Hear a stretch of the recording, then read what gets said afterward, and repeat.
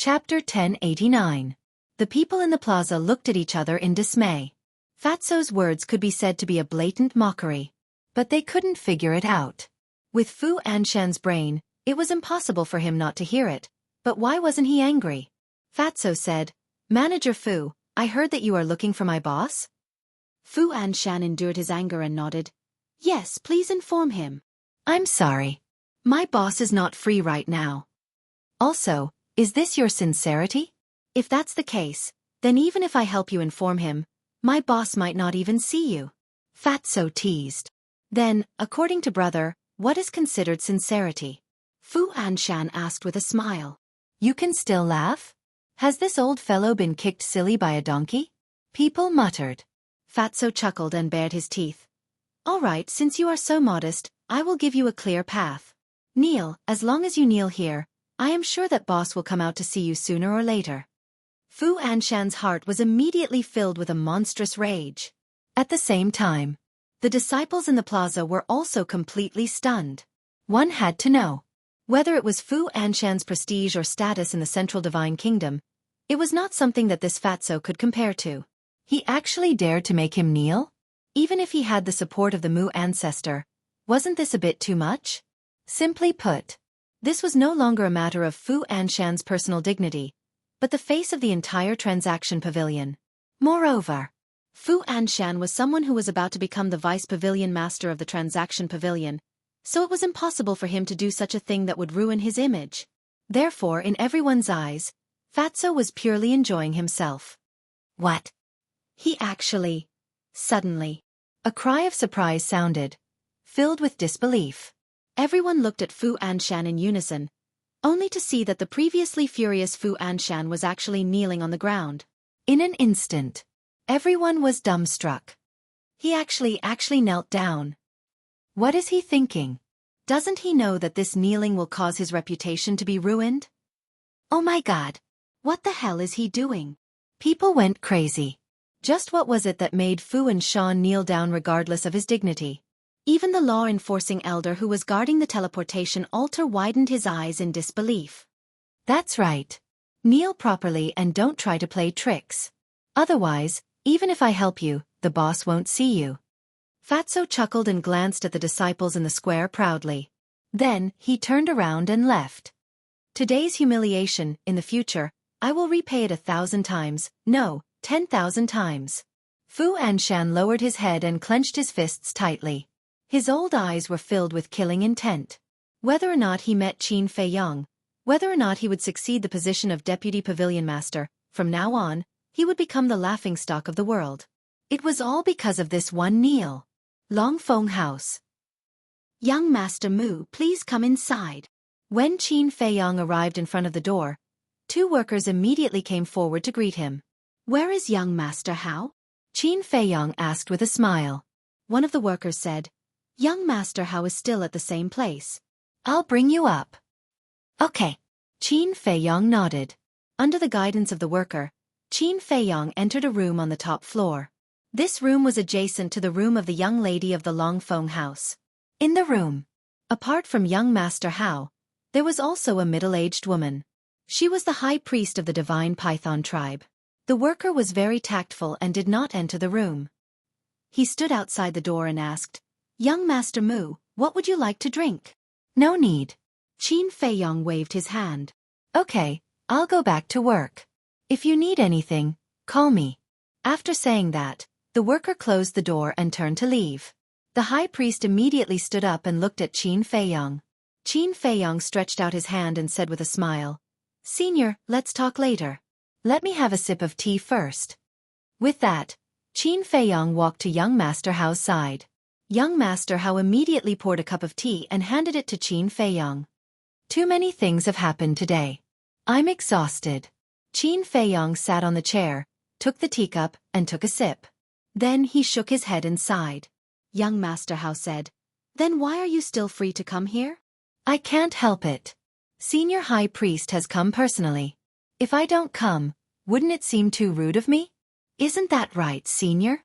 Qin Feiyong looked at the high priest and chuckled. "If you're really busy, we can meet another day." The high priest smiled. Qin Feiyong waved his hand and said, "How can I do that? No matter how busy I am, I won't let Senior wait."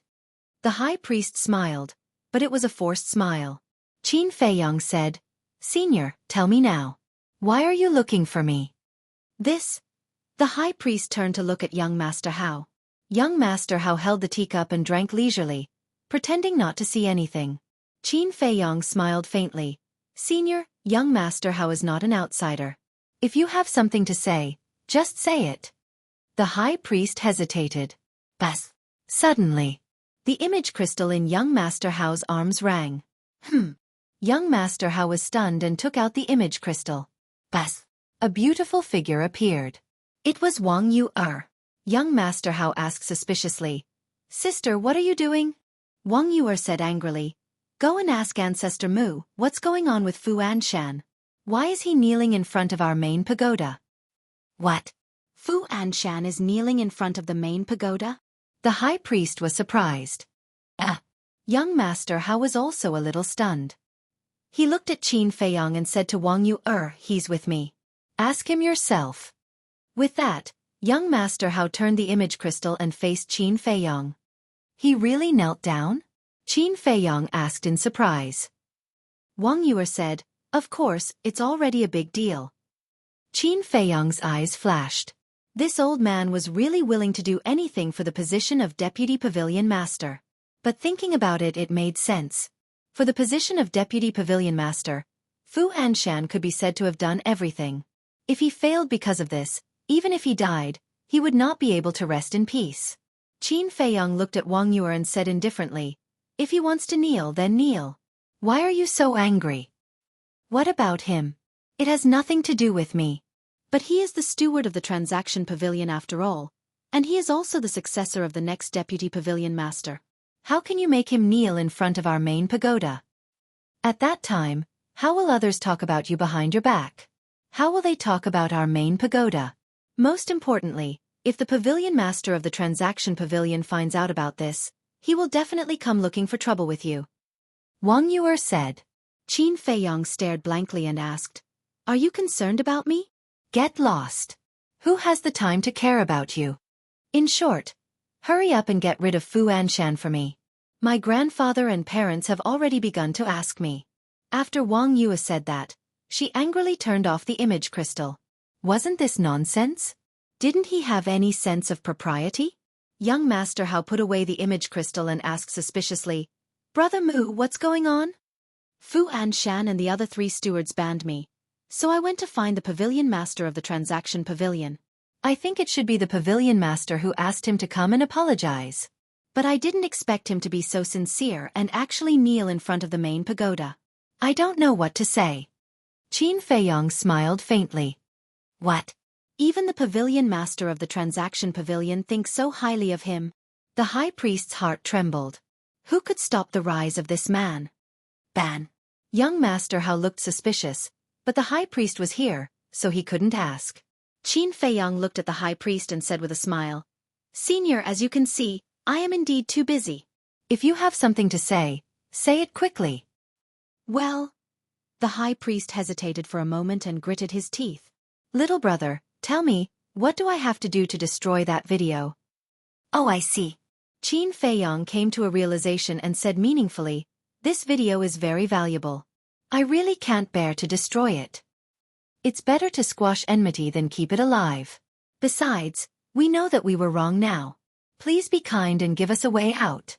The high priest looked at him pleadingly. "Actually, you should look for Pei because as long as he forgives you, you don't have to be afraid of this video being exposed anymore," Qin Feiyong said.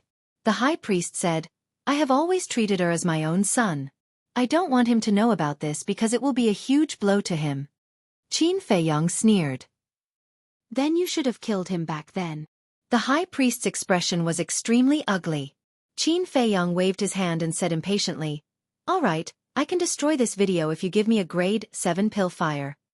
When he received young Master Hao's message, he had already thought of where to get a grade 7 pill fire. It was the Divine Python tribe. As a super tribe, they would definitely have a grade 7 pill fire. "Really?" The high priest was elated. Qin Feiyong nodded. All right, I'll give it to you now. The high priestess waved her hand, and a cluster of beautiful pill fire appeared. The high priest of every tribe was in charge of refining pills. Hence, he usually carried his pill fire with him. Qin Feiyong said, "Erase the blood contract and give it to me." This. The high priest frowned. Qin Feiyong said calmly, "Don't worry, there's no need for me to lie to you. I won't do something like that either." "All right, I believe you." The high priest nodded and erased the blood contract directly. Then with a wave of his hand, the pill fire flew to Qin Feiyong. Qin Feiyong also took out the image crystal. With a thought, he erased the video. "Did you really erase it?" The high priest looked at him nervously. Qin Feiyong said, "I've always been a man of my words. If you want me to crush the image crystal, that's absolutely impossible." "Thank you." The high priest let out a long breath and stood up with cupped fists. Qin Feiyong said, "You don't have to thank me. I just hope that you've really repented. Otherwise, even without this video, I'll make the Divine Python tribe suffer." "Is that so? Let's wait and see then." The high priest sneered and opened a portal to leave. Previously, she had been humble because the other party had something on her. Now that she had nothing on her, what was she afraid of? Young Master Hao said in disgust. She turned hostile immediately after the video was destroyed. "This woman is really too much. Don't tell me you really believed the nonsense she said before? Let me tell you, a leopard can't change its spots." Qin Feiyong sneered. Chapter 1090. "It's just a show." Young Master Hao sneered and suddenly thought of something. He frowned and said, "That's not right. Aren't the images in my hands? Why do you have them?" Qin Feiyong smiled and said, "When I accompanied Pei Yi to the 9 regions to retrieve Pei Chongfeng's body, I already got a video from a tribe." "Wasn't that before we went to Qinghai?" Young Master Hao was surprised. "Yes." Qin Feiyong nodded. Young Master Hao said, "So, you already knew about the leader of the Divine Python tribe?" "Yes." Qin Feiyong said with a smile. Young Master Hao cursed angrily. "Damn, you're really cunning. You even kept us in the dark." "I have to keep a trump card." Qin Feiyong smiled faintly. "That's true. For example, this time, after Fu Anshan, you also destroyed the video. The leader of the Divine Python tribe must think that he can rest easy now, but he doesn't know that I still have a video in my hands." Young Master Hao said with a smile. Qin Feiyong shook his head and said, "Wrong, Fu Anshan didn't destroy the video. He also has a trump card." Young Master Hao was stunned and said with a smile, "Damn, this old fox is more cunning than you." "What do you mean by more cunning than me? Am I cunning? Where can I find such a good person?" Qin Feiyong rolled his eyes. "You're a good person?" Young Master Hao's mouth twitched. He couldn't tell that this guy was a narcissist. "By the way, since you're already here, why don't you stay and have a few drinks with me? We'll bid for the Dragon Phoenix wine later." Young Master Hao said. "I'm really not interested. Have fun by yourself." Qin Feiyong shook his head, got up, put away the pill fire, and opened the teleportation gate to leave. "How boring." Young Master Hao cursed angrily. Back at Calming Lake, Qin Feiyong immediately saw Gong Sun Bei standing in his courtyard with his head lowered and brows furrowed. Who knew what he was thinking? Wang Yu'er was beside him. "Brother Gong Sun." Qin Feiyong landed in the courtyard and bowed. "You're back." Gong Sun Bei looked up at Qin Feiyong and smiled. "Yes." Qin Feiyong nodded and smiled. "Brother Gong Sun, are you here for me?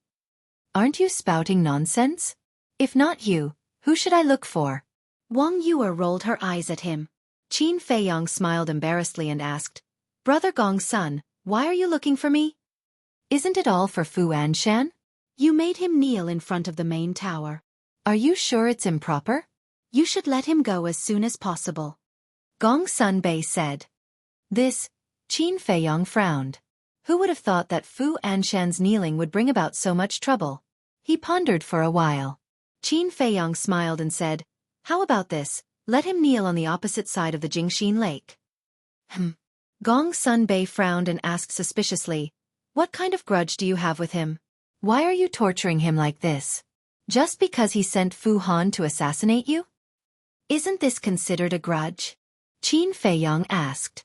Gong Sun Bei fell silent. Because if it were him, he wouldn't let the matter rest either.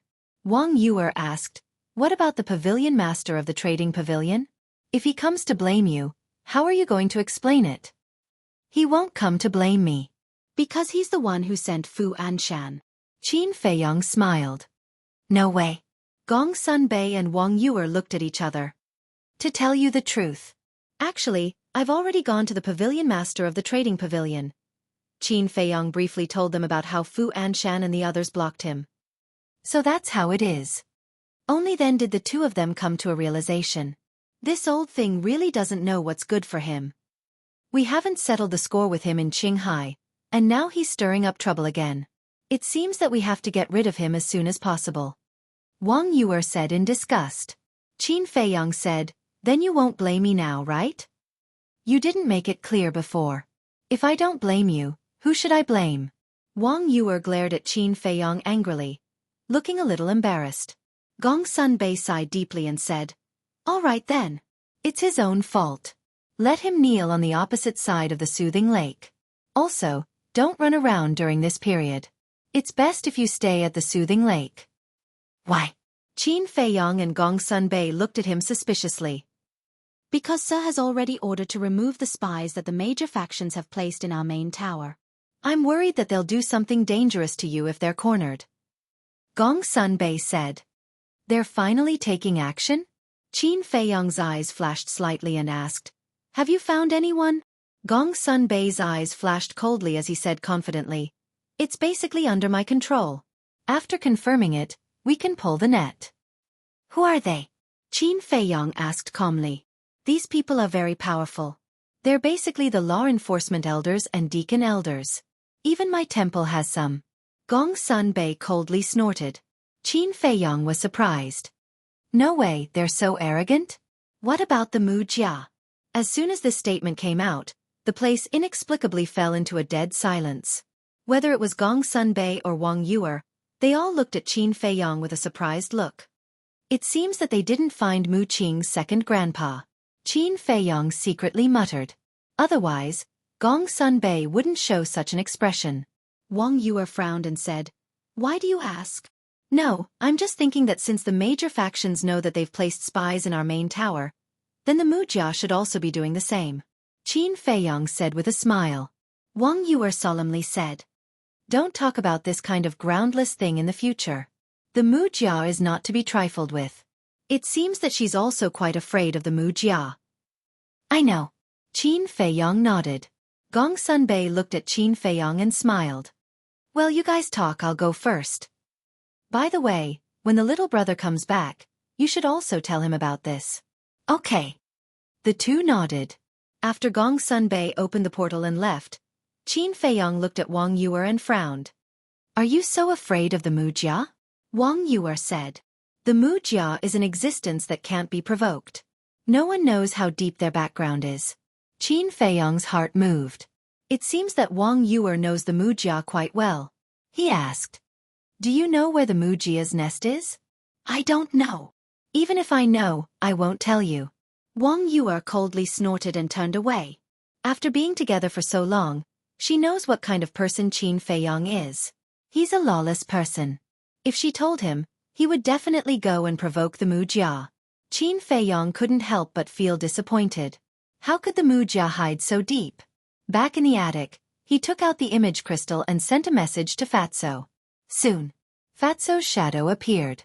Qin Feiyong said, go to the Pill Pagoda Square again and tell Fu Anshan to come to the Calm Heart Lake and kneel. In addition, pay attention to the little white dragon. Understood. Fatso nodded, and the shadow dissipated. Qin Feiyong pondered for a moment, put away the image crystal, walked to the balcony on the second floor, took a battle chi pill, and closed his eyes to meditate. After Fu Anshan received the message from Fatso, although he was helpless and angry, he could only do as he was told. Time passed day by day. Late one night, Gong Sun Bei led a group of divine envoys, like the god of death, to show a comprehensive sweep in the main pagoda. However, this sweep has been carried out secretly and did not alarm any disciples. The main pagoda was as calm as ever. The disciples of the main pagoda were also as usual. But all the major forces began to panic. They didn't expect that the spies they planted in the main pagoda would be discovered by the main pagoda master. This made them very nervous. They were afraid that after the main pagoda master removed these spies, he would target them again. So for the next period of time, the people of the major forces were unprecedentedly honest. As time passed day by day, seeing that the main pagoda master didn't hold them accountable, they were relieved. After this incident, they didn't dare to plant spies in the main pagoda anymore. As for Mu Qing's second grandpa, maybe he was hidden too deep, and he really wasn't found out. Another period of time passed. Qin Feiyang suddenly received a message from Wang Zicheng and others. They said that the people sent by the main pagoda master had already looked for them, and they also dealt with it according to Qin Feiyang's instructions. After listening, Qin Feiyang didn't say anything and just let them continue to stay in Qinghai.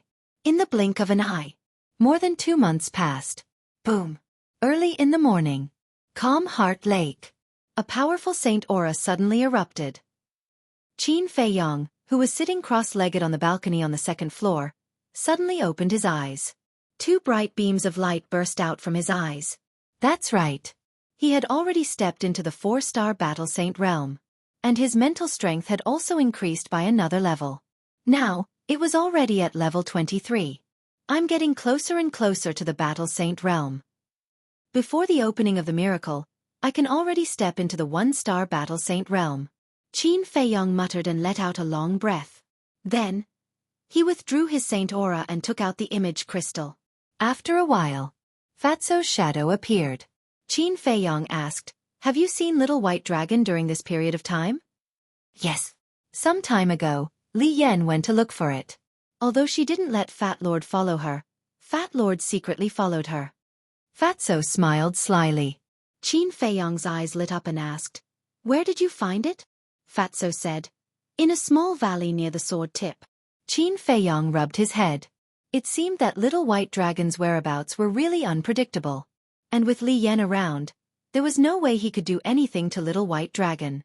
Forget it. This kind of thing couldn't be forced. It could only depend on luck. Qin Feiyang took a deep breath and asked, "Has Fu Anshan's succession ceremony been decided?" "I haven't received any news yet. The pavilion master is probably waiting for your attitude." Fatso shook his head. "My attitude?" Qin Feiyang smiled coldly. It was time to make Fu Anshan despair. Then, he put away the image crystal and flew to the other side of the lake. From afar, he could see a person kneeling by the lake. It was Fu Anshan. More than 2 months had passed, but Fu Anshan had never moved. He had always been kneeling like this. Even though he had the cultivation of the battle saint realm, his legs were already numb. He looked dispirited and haggard. Qin Feiyang flew over and said in surprise, "Isn't this Steward Fu? Why are you kneeling here?" Ancestor. Chapter 1091. Qin Feiyang landed in front of Fu Anshan and asked suspiciously, "Steward Fu, who are you kneeling to?" After 2 months, the anger in Fu Anshan's heart had calmed down a lot, but when he heard Qin Feiyang's words, his anger burned again. Qin Feiyang turned a blind eye to it and asked again, "Who exactly is it that has such great face to make you kneel?" Looking at the innocent Qin Feiyang, Fu Anshan wanted to slap him. But now he had to endure it.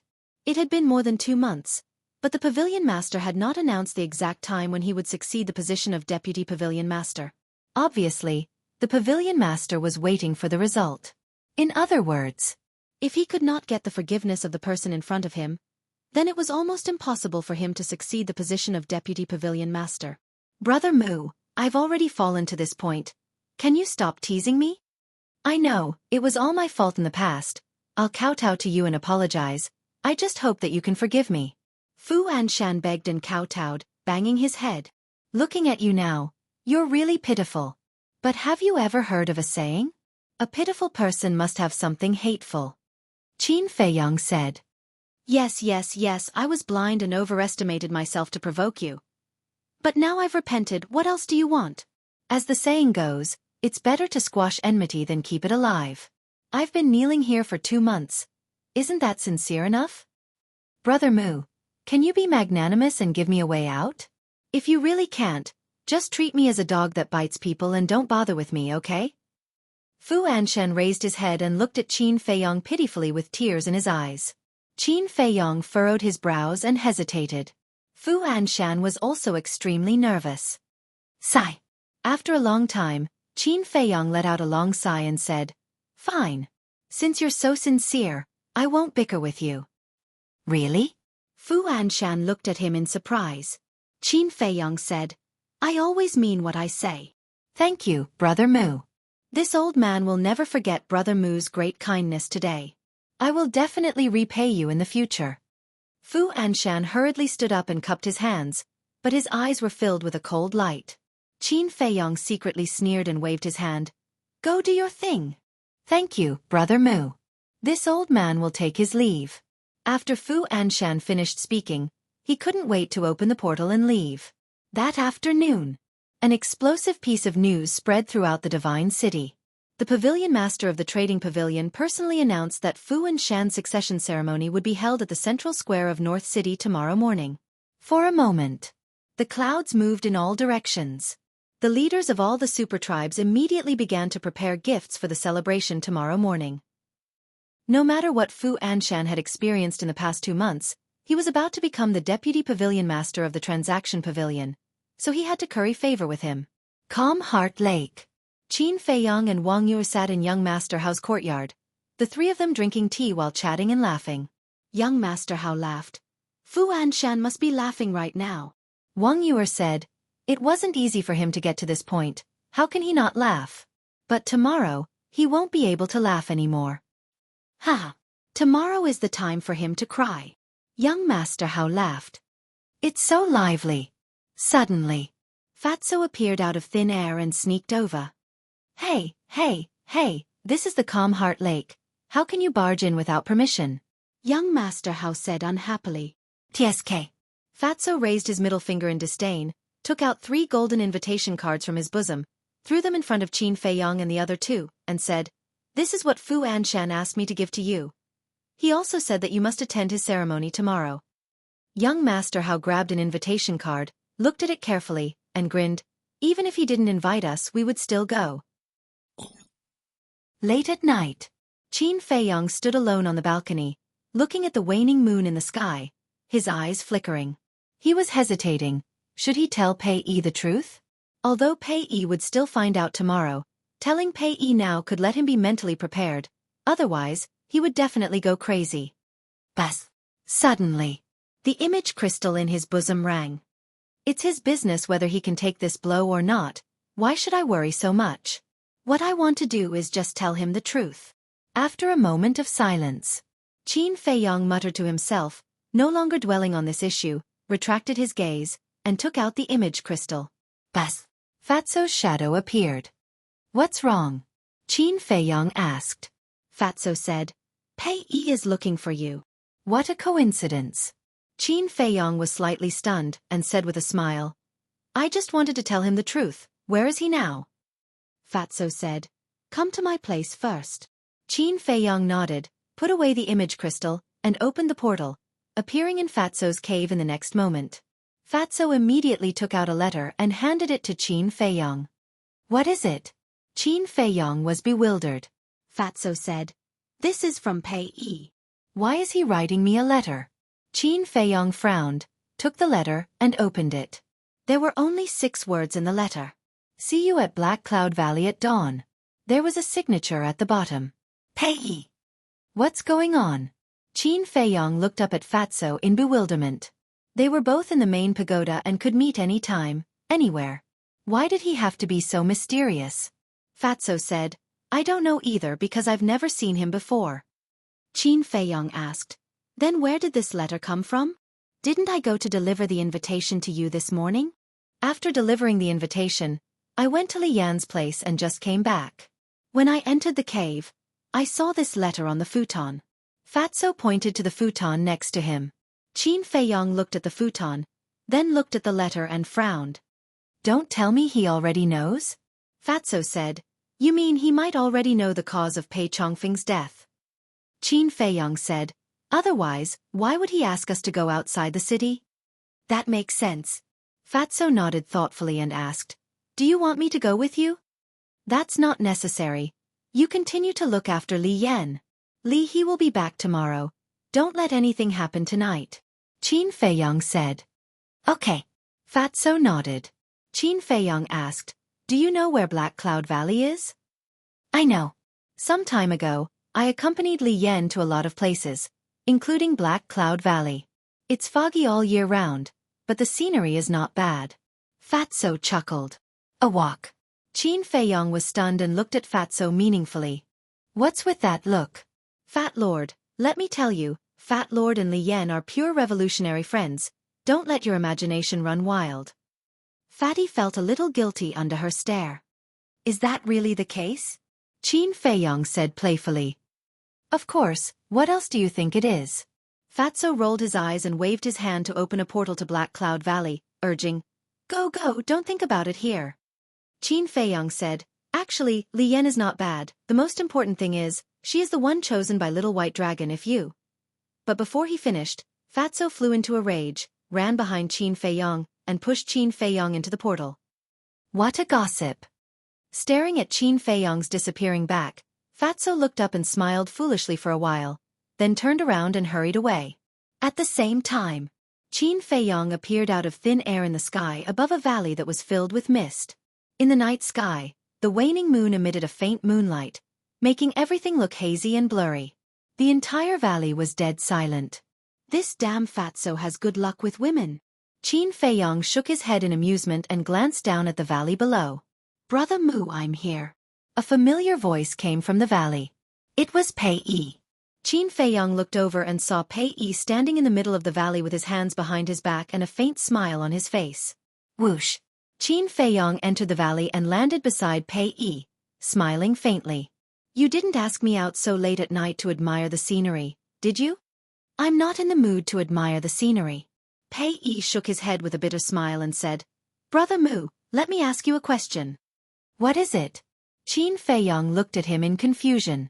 Pei Yi pointed behind Qin Feiyong and asked, Look, what's that over there? Qin Feiyong turned around suspiciously. But just as he turned around, his body tensed up, and a strong sense of danger surged in his heart. And he did not see anything behind him. Oh no! Qin Feiyong didn't hesitate.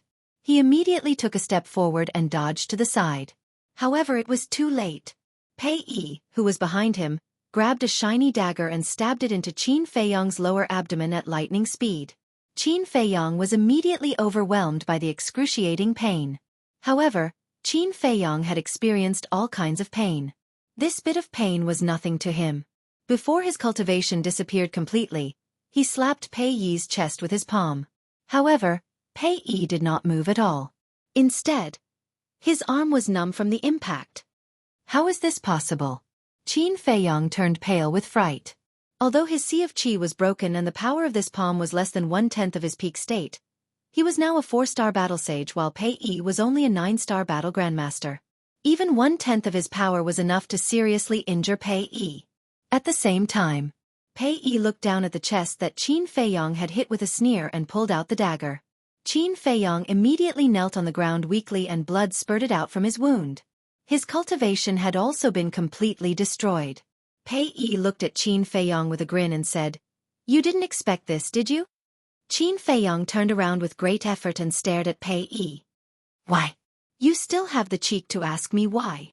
Pei Yi flew into a rage and kicked Qin Feiyong to the ground. He stepped on Qin Feiyong's head and roared with reddened eyes.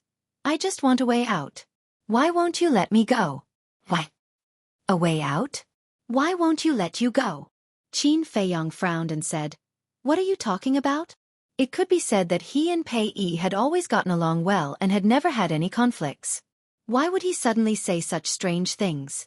Chapter 1092. Haha. Upon hearing Qin Feiyong's words, Pei Yi was stunned for a moment before he burst into laughter.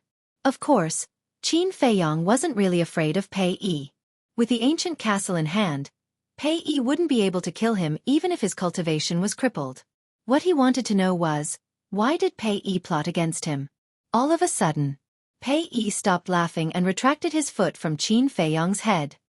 He said with a sinister smile, I forgot that you don't know who I am yet. Look up. Qin Feiyong raised his head and looked at Pei Yi. Pei Yi took out a pill and popped it into his mouth.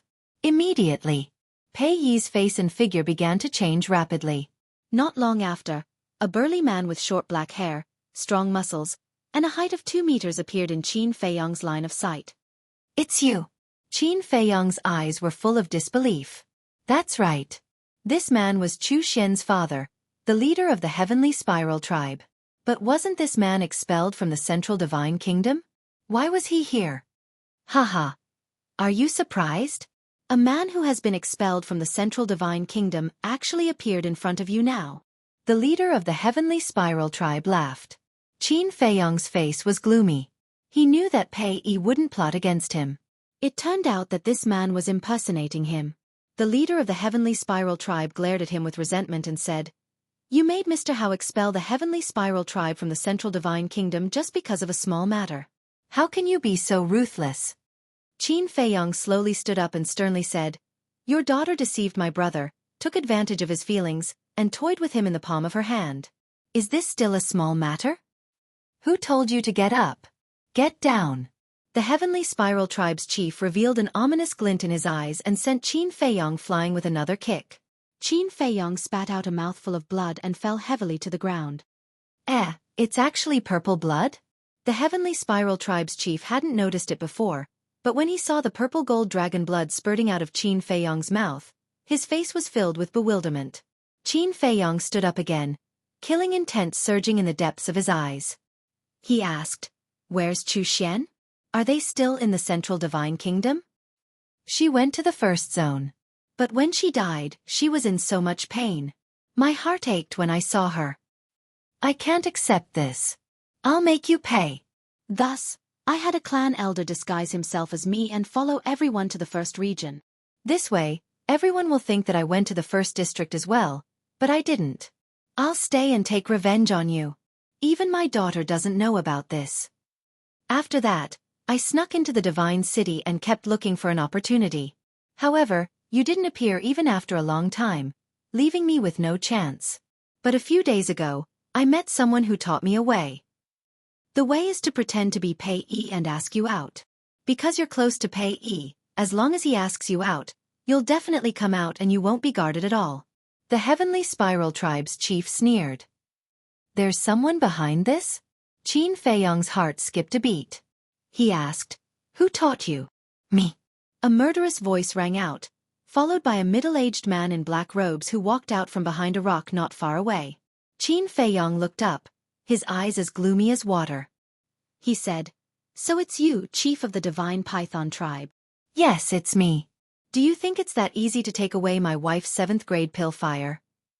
The Divine Python tribe's chief walked to the Heavenly Spiral tribe's chief and said contemptuously. Qin Feiyong said, "You're really stubborn." "Stubborn? Haha. You're already a cripple. What else can you do? If I want to kill you now, it'll be as easy as killing a dog." The Divine Python tribe's chief laughed out loud. The Heavenly Spiral tribe's chief laughed. "Brother Pei, calling him a dog is too flattering." The Divine Python tribe's chief was stunned and nodded. Yes. He's a beast worse than a pig." The Heavenly Spiral tribe's chief looked at Qin Feiyong and sneered. "So what if he's the chief pagoda master's disciple? Isn't he still in our hands now? Don't worry, after I kill you, I won't let that fatso off either. I'll make sure he dies a more miserable death than you." There was a bone-piercing murderous intent in his words. Qin Feiyong said, "If you kill me, you won't be able to live either because the Divine Python tribe's chief won't let you live." Based on the Divine Python tribe's chief's personality, he would definitely kill the Heavenly Spiral tribe's chief later. In other words, the Heavenly Spiral tribe's chief was just a chess piece.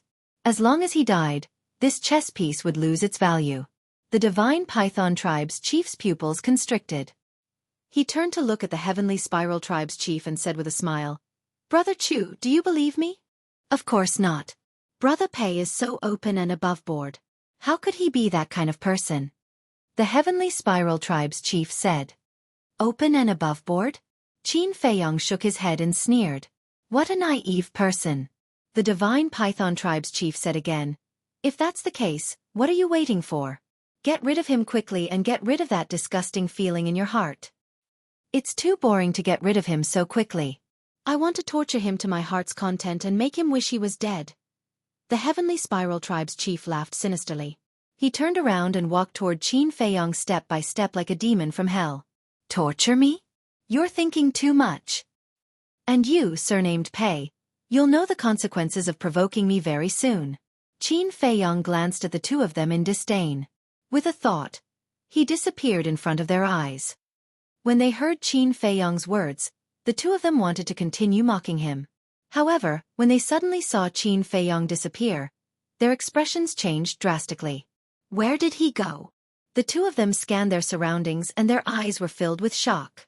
He was still here just a moment ago. How did he suddenly disappear without a trace? The Heavenly Spiral Tribe's chief looked at the Divine Python Tribe's chief in a panic and asked, Brother Pei, what happened? I don't know either. The Divine Python Tribe's chief shook his head and seemed to be at a loss. This was because once Qin Feiyong escaped, it would be a disaster for the Divine Python Tribe. In the ancient castle, Qin Feiyong took a spiritual sea elixir and lowered his head. His face was extremely gloomy. Lu Hong suddenly said, Let's just kill them all. Qin Feiyong raised his head and looked at her in shock. Lu Hong said, Although all the Supreme Tribes have 9-star combat emperors, the Divine Python Tribe's chief is definitely not at that level. How do you know? Qin Feiyong asked. It's very simple. Even the current Chief Tower Master is only a 9-star combat emperor. As a Supreme Tribe's chief, he is definitely not as powerful as the Chief Tower Master. Lu Hong said. That makes sense. I have observed his aura. Indeed, he is not a 9-star combat emperor. He should be an 8-star combat emperor. However, even if that's the case, it will still not be easy to take care of him. Qin Feiyong said in a deep voice. Have you forgotten? Back in Qinghai, you were able to kill the one-armed old man who was a 7-star combat emperor.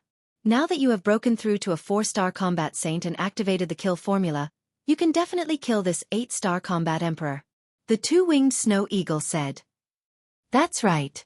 Now that I have broken through, a mere 8-star combat emperor is nothing to worry about. Qin Feiyong was energized and said, Inner demons, come out. Swoosh. The inner demons appeared beside Qin Feiyong. His blood-red hair flowed behind his head like a river of blood. His blood-red robe fluttered in the wind and he emitted a terrifying aura. Every time they saw the inner demons, Lu Hong, Wolf King, and the other beasts could not help but shudder in fear. This was because the inner demons was the other side of Qin Feiyong. Before the inner demons appeared, they had never thought that the other side of Qin Feiyong would be so terrifying. Hee hee. Are you going to start a massacre again? The inner demons glanced at Lu Hong and the others mockingly, then looked at Qin Feiyong and laughed. Are you confident? Qin Feiyong asked. Do you think I am you? Of course I am confident. The inner demons looked at Qin Feiyong with disdain. His eyebrows were full of arrogance. All right. Now, I'll give you control of this body. After Qin Feiyong finished speaking, his consciousness withdrew from his sea of consciousness and entered his inner world. The inner demons immediately turned into a bloody light and entered between his eyebrows. Haha. I am out again. Immediately. The inner demons. Qin Feiyong raised his head and laughed loudly. His blood hair fluttered, and his eyes were filled with blood light, as if a demon king had returned. Show off. Wolf King snorted coldly and said indifferently, Let me remind you out of kindness, your sea of energy is now broken. Do I need you to remind me? You'd better hurry up and cultivate. The inner demons looked at Wolf King with disdain, then swept his gaze at Lu Hong and the others, and said, And you guys, my opponents are getting stronger and stronger. With your cultivation you can no longer help. Everyone fell silent. Sometimes, I really don't understand what is going on in my heart. To actually cultivate a group of trash like you, wasting so many resources for nothing. The inner demon said again. His words full of contempt. That's enough. Dan Wongkai stared at him angrily. Are you not convinced? The inner demons turned to look at Dan Wongkai, his eyes full of provocation. Dan Wongkai snorted coldly. If you don't have the kill formula, you won't be that strong. Haha. The key is that I have the kill formula. The inner demons laughed arrogantly. Hearing this, Dan Wongkai lowered his head, feeling weak both physically and mentally. Comparing oneself to others was really infuriating. In terms of cultivation, the inner demons was not as good as him at all. However, because of the kill formula, everything had changed. He couldn't figure out who created such a heaven-defying divine art. Time passed bit by bit. Outside. After not finding Qin Feiyong for a long time, the leader of the Heavenly Spiral tribe became more and more flustered. He looked at the leader of the Divine Python tribe and asked, "What should we do now?" The leader of the Divine Python tribe roared, "If I knew what to do, I wouldn't be here worrying." Right. Suddenly, the leader of the Heavenly Spiral tribe's gaze trembled. What? The leader of the Divine Python tribe looked at him in surprise. The leader of the Heavenly Spiral tribe said, "I heard from my daughter that Ancestor Mu has mastered a kind of invisibility technique." The leader of the Divine Python tribe was stunned. Chapter 1093. There's such a battle art in the world? The Divine Python tribe leader's face was filled with disbelief. He then said angrily, "Why didn't you say so earlier?" The Heavenly Spiral tribe leader shrunk his neck and said timidly, "My daughter only mentioned it casually. I didn't take it seriously." "You didn't take such an important matter to heart? Do you have a pig brain?" The Divine Python tribe leader was furious. If he had known this earlier, he wouldn't have given Qin Feiyong the chance to use the invisibility technique. But now, Qin Feiyong must have left Black Cloud Valley after using the invisibility technique. If he told the Chief Tower Master about this, the consequences would be. At the thought of this, the Divine Python tribe leader didn't dare to think about it anymore. Suddenly, a murderous intent appeared in his eyes. This was a murderous intent toward the Heavenly Spiral tribe leader. The situation was urgent. He believed that Qin Feiyong didn't record their conversation. As long as he killed this person, there would be no evidence. Hee. But just as he was about to make a move, a sinister laugh suddenly echoed in the valley. The two of them perked up and quickly scanned the void around them. However, the voice was erratic and they couldn't pinpoint its exact location. But they were sure that it was Qin Feiyong's voice. But it was different from before. This voice was filled with a terrifying hostility. The Heavenly Spiral tribe leader roared in exasperation, "Little bastard, come out and fight me fair and square if you have the guts. What kind of man are you to hide? Are you joking? Who was the one who plotted against me first?" Qin Feiyong's voice sounded again, but they still couldn't pinpoint his location. The Divine Python tribe leader didn't say anything. His face was gloomy as he tried to pinpoint Qin Feiyong's location. Suddenly, the Heavenly Spiral tribe leader howled. The Divine Python tribe leader was shocked and immediately turned to look. He was horrified to see a bloody hole in the Heavenly Spiral tribe leader's lower abdomen. It was penetrated from the front to the back, and blood gushed out like a fountain. "I'm giving you a taste of your own medicine." Qin Feiyong's sinister laughter echoed in the valley again. He was like the god of death from outer space, without any emotion. The Heavenly Spiral tribe leader was extremely terrified. It would be better if he could see him. But he couldn't see him at all. "You originally thought that you would definitely be able to kill me, but in the end, you fell into a desperate situation of life and death instead. Do you feel despair, pain and aggrieved?" Qin Feiyong's voice reverberated in every corner of the valley, driving the Heavenly Spiral tribe's chief mad with hatred. The eyes of the Divine Python tribe's chief flashed, and he said, "Ancestor Mu, what's the point of hiding like this? Looks like you want to die too." Qin Feiyong's voice. The chief of the Divine Python tribe immediately released his perception and carefully sensed the surrounding void. He didn't dare to be distracted. With that. "That's impossible. I clearly sensed a slight fluctuation in the void just now." At the same time, the inner demon stood in the void not far away, holding Chong Shui in his hand and staring coldly at the Divine Python tribe leader. After a while, he turned and left. Originally, he wanted to cripple the Divine Python tribe leader so that he wouldn't have to use the kill formula again. After all, it would take a long time to use the kill formula. But the Divine Python tribe leader's cultivation was too strong, and his perception was better than the Heavenly Spiral tribe leader's. It was difficult to sneak up on him. Therefore, he decisively left before the Divine Python tribe leader released his Emperor's aura. Because once the Divine Python tribe leader released his Emperor's aura, the invisibility spell would be forcibly broken. By then, his whereabouts would be exposed. With the Divine Python tribe leader's strength and means, he wouldn't have the time or opportunity to use the kill formula. But the Divine Python tribe leader didn't know that the inner demons had left. He was still looking around vigilantly. Roar! About 100 breaths later. Suddenly, a series of ferocious roars resounded in the distant mountains. Then, there was a wave of battle. But very quickly, the battle fluctuations and beast roars subsided, and the deep mountains regained their tranquility. What's going on? The Divine Python tribe leader raised his head and looked over, his eyes full of surprise. Roar! Suddenly, there were battle waves and ferocious beast roars coming from the mountains. And just like before, it soon calmed down. The Divine Python tribe leader was even more surprised. He took out a spirit sea pill and stuffed it into the Heavenly Spiral tribe leader's mouth. Then, he grabbed the Heavenly Spiral tribe leader and rushed over. Soon, he arrived above a lake.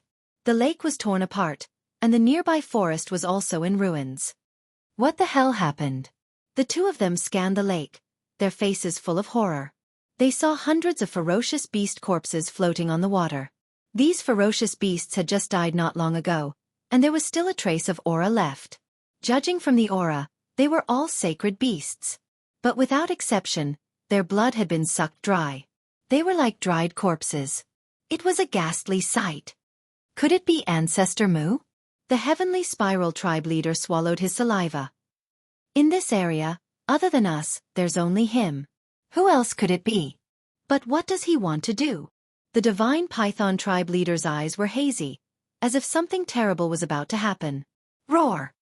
At this moment, in the depths of the mountain range, there were roars again. The Divine Python tribe leader led the Heavenly Spiral tribe leader and rushed over at lightning speed. When they rushed over, they saw the same scene as the one they saw at the lake. The mountains and rivers were shattered, and the earth had sunk. Dried corpses were lying on the ground in disarray. It was like a Jura hell. The Heavenly Spiral tribe leader roared, "He won't do such meaningless things. He must be planning something. Find him quickly." "How can we find him when we can't even see his shadow?" The Divine Python tribe leader said angrily. The Heavenly Spiral tribe leader frowned and suddenly said, "Try using your Emperor's aura. Although he can be invisible, the Emperor's aura is omnipresent. It should be able to imprison him." That's right. The Divine Python tribe leader's eyes lit up. The Emperor's aura suddenly poured out like a torrent and surged in all directions. In the distance, above a giant mountain, the inner demon sensed the Emperor's aura and turned to look at the Divine Python tribe leader. It's indeed an 8-star combat Emperor. It seems like we shouldn't stay here for long. If he continued to use the kill formula here, he would definitely be found by the Divine Python tribe leader sooner or later. He pondered for a while. A cold smile flashed across his eyes as he opened the teleportation gate. He ignored the two of them and walked in without looking back. Azure Sea. He once again descended on the mythical island. I'm back again. Standing in the sky above the mythical island, he chuckled and closed the concealment formula. He then openly charged into the internal sea. Time passed quietly. About 2 hours later, a giant wave soared into the sky and rushed into the sky above the mythical island. Immediately after, a blood-red figure stepped on the wave and came over. His entire body was bathed in blood and his murderous aura soared into the sky. He was like a great demon king who had broken through the world. His eyes were filled with bloody light as if they contained a sea of blood. That's right. He was the inner demons. His aura surged violently. He had already stepped into the 4-star combat Emperor realm. It's time for me to counterattack. Are you prepared to die? He stood in the sky and scanned the surroundings with his blood-red eyes. He emitted a powerful aura. Then, he opened the portal and descended into the Black Cloud Valley. His murderous aura instantly roared in all directions. Hundreds of miles of land instantly turned into a sea of murderous aura. Countless ferocious beasts were awakened and crawled on the ground in fear. No one. The inner demons released his senses and carefully sensed for a while. In the end, he did not sense the aura of the two leaders of the Divine Python tribe. Could it be that they have returned to the Divine Python tribe? After pondering for a while, The inner demons opened the portal again and directly descended into the sky above the city of the divine python tribe. They are indeed back. The moment he descended into the sky above the tribe, he sensed the aura of the divine python tribe's leader in a large hall below. Moreover, the aura of the heavenly spiral tribe's leader was also somewhere below. Who is it? At the same time, the people of the divine python tribe also discovered the inner demons. Accompanied by a loud shout, several figures soared into the sky. All of them emitted the aura of combat emperors. In fact, it was difficult not to discover them. This was because the murderous aura emitted by the inner demons was too terrifying. It was as if a god of death had descended into the world. This has nothing to do with you. You better get lost. The inner demons glanced at those combat emperors with an extremely cold gaze. How dare you? Everyone was furious and surrounded the inner demons. You are Ancestor Mu. However, when they saw the face of the inner demons, the group of people suddenly changed their expressions. You? How is this possible? At this moment, the divine python tribe's leader and high priest also soared into the sky and looked at the inner demons in disbelief. I am not Ancestor Mu. I am his biological elder brother. His name is Patriarch Mu.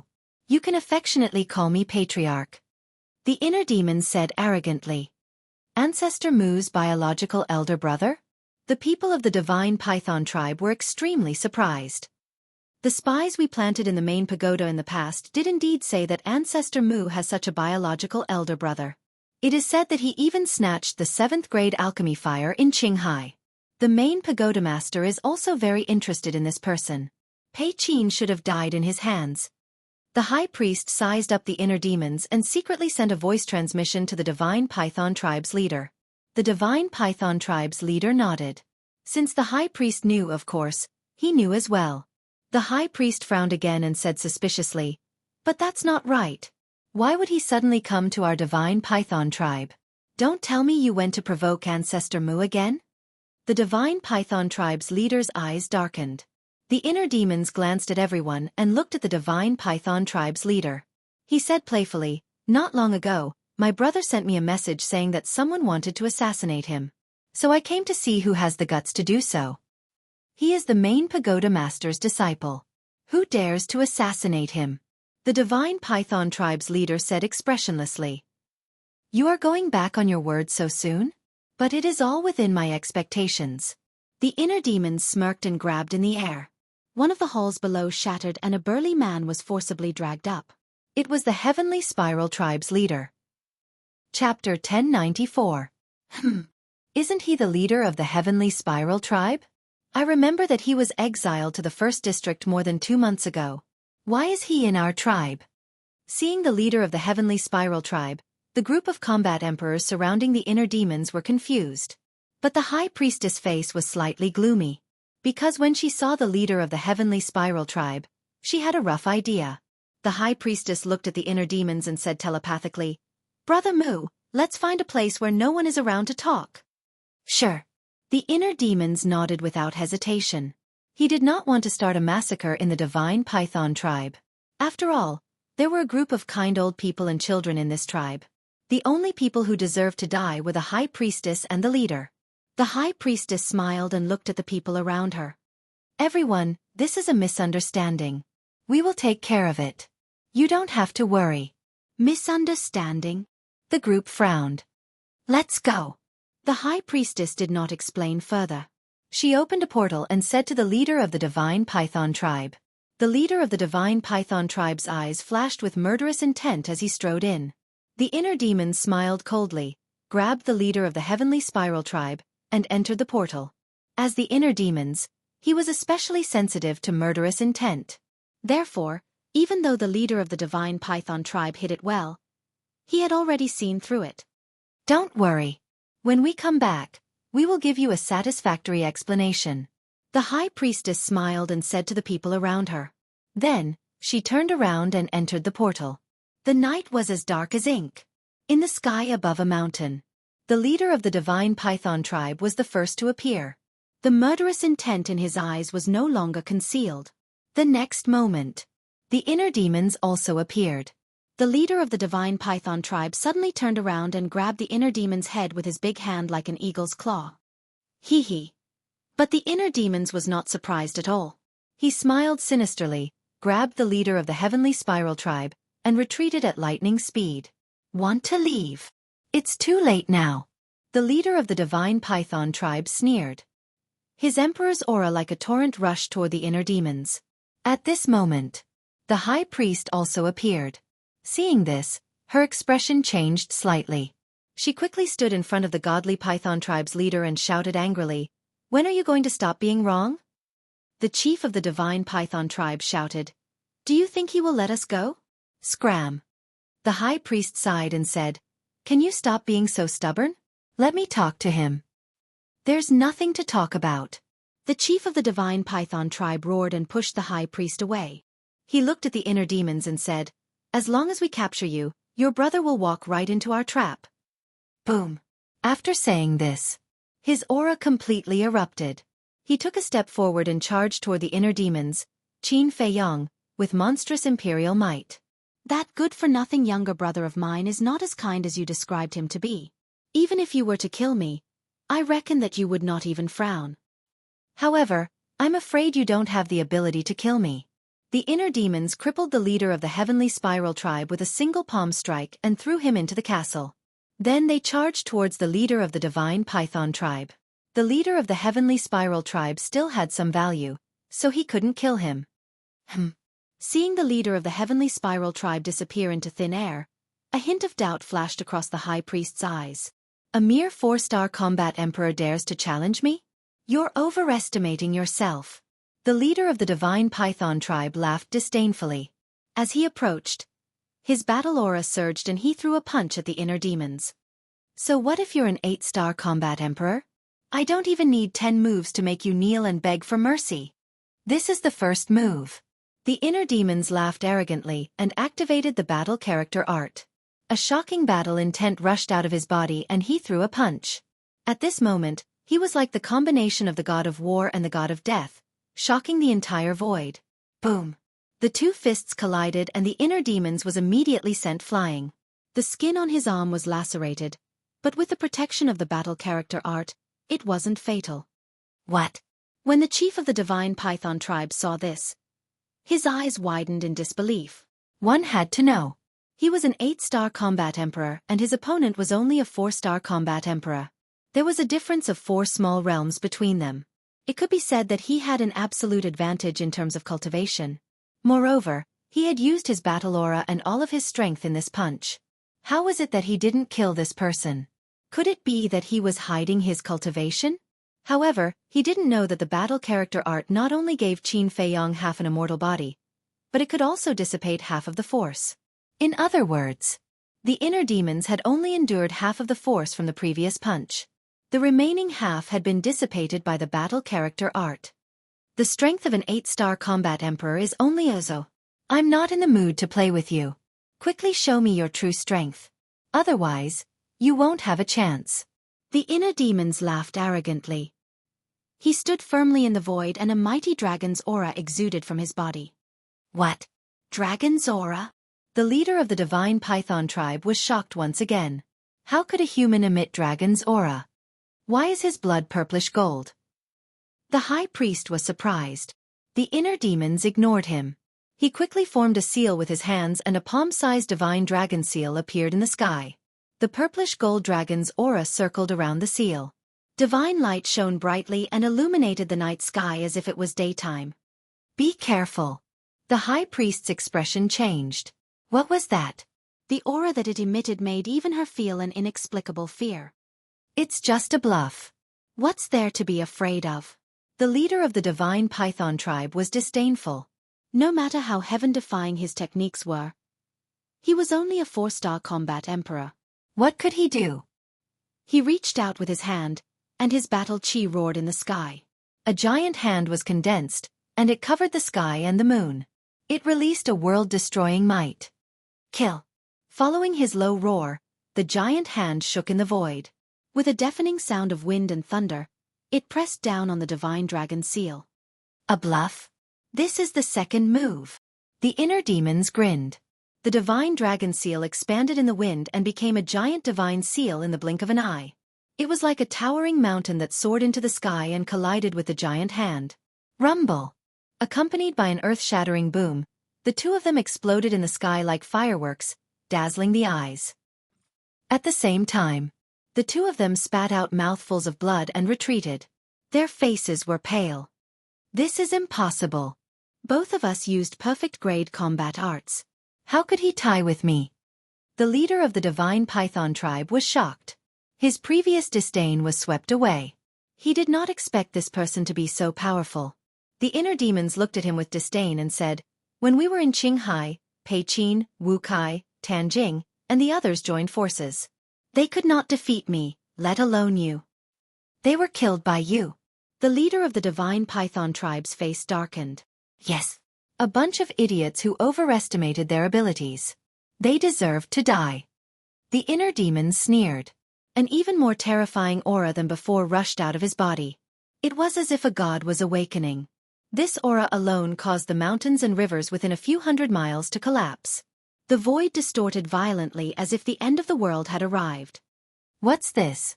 Why does it make me feel anxious? The leader of the divine python tribe was shocked. Rumble! Crack! Dark clouds surged in the sky, and strong winds blew. Streaks of purplish-gold divine light tore through the clouds and descended. A wave of boundless might roared out and shook the entire area. It was as if the god of thunder had descended. The leader of the divine python tribe and the high priest looked at the sky at the same time. Their faces were solemn. This is the third move. The inner demons grinned and waved his hand. Waves of purplish-gold dragon aura surged into the sky. Rumble! In the next moment, a divine statue appeared in the world. The divine statue held a broken sword. It was about 1,000 feet tall and had a clear outline.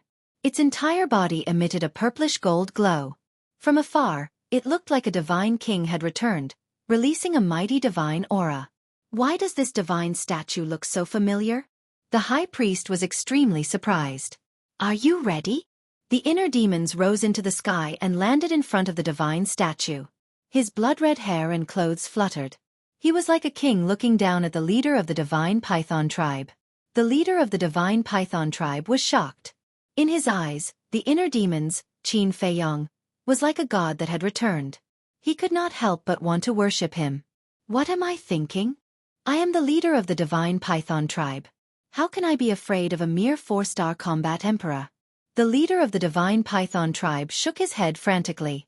Finally, he raised his head and looked at the inner demons. His eyes were emitting a cold light. Come out! Following his angry roar, a black divine python roared out from behind him. The divine python was more than 1,000 feet long. It was like a huge mountain with dense scales and a ferocious aura.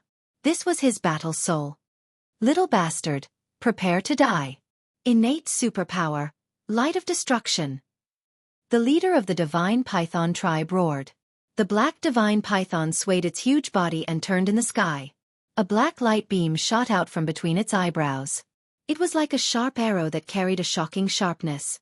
It pierced through the sky and shot toward Qin Feiyong. The inner demons had seen the divine python battle soul and the light of destruction when he fought with Pei Qin. However, compared to Pei Qin, the battle soul of the leader of the divine python tribe was even more terrifying. There was no comparison at all. After all, Pei Qin was only a 5-star combat emperor. However, when the inner demons had killed Pei Qin, it was as easy as crushing dry weeds and smashing rotten wood. Therefore, he was not afraid of the battle soul of the leader of the divine python tribe. Under the divine power of the deity's skill, everything was like an ant. Slash! Qin Feiyong shouted. Clang! The statue raised the broken sword and slashed in the sky. A purple-gold sword aura swept out. It was peerlessly sharp. Boom!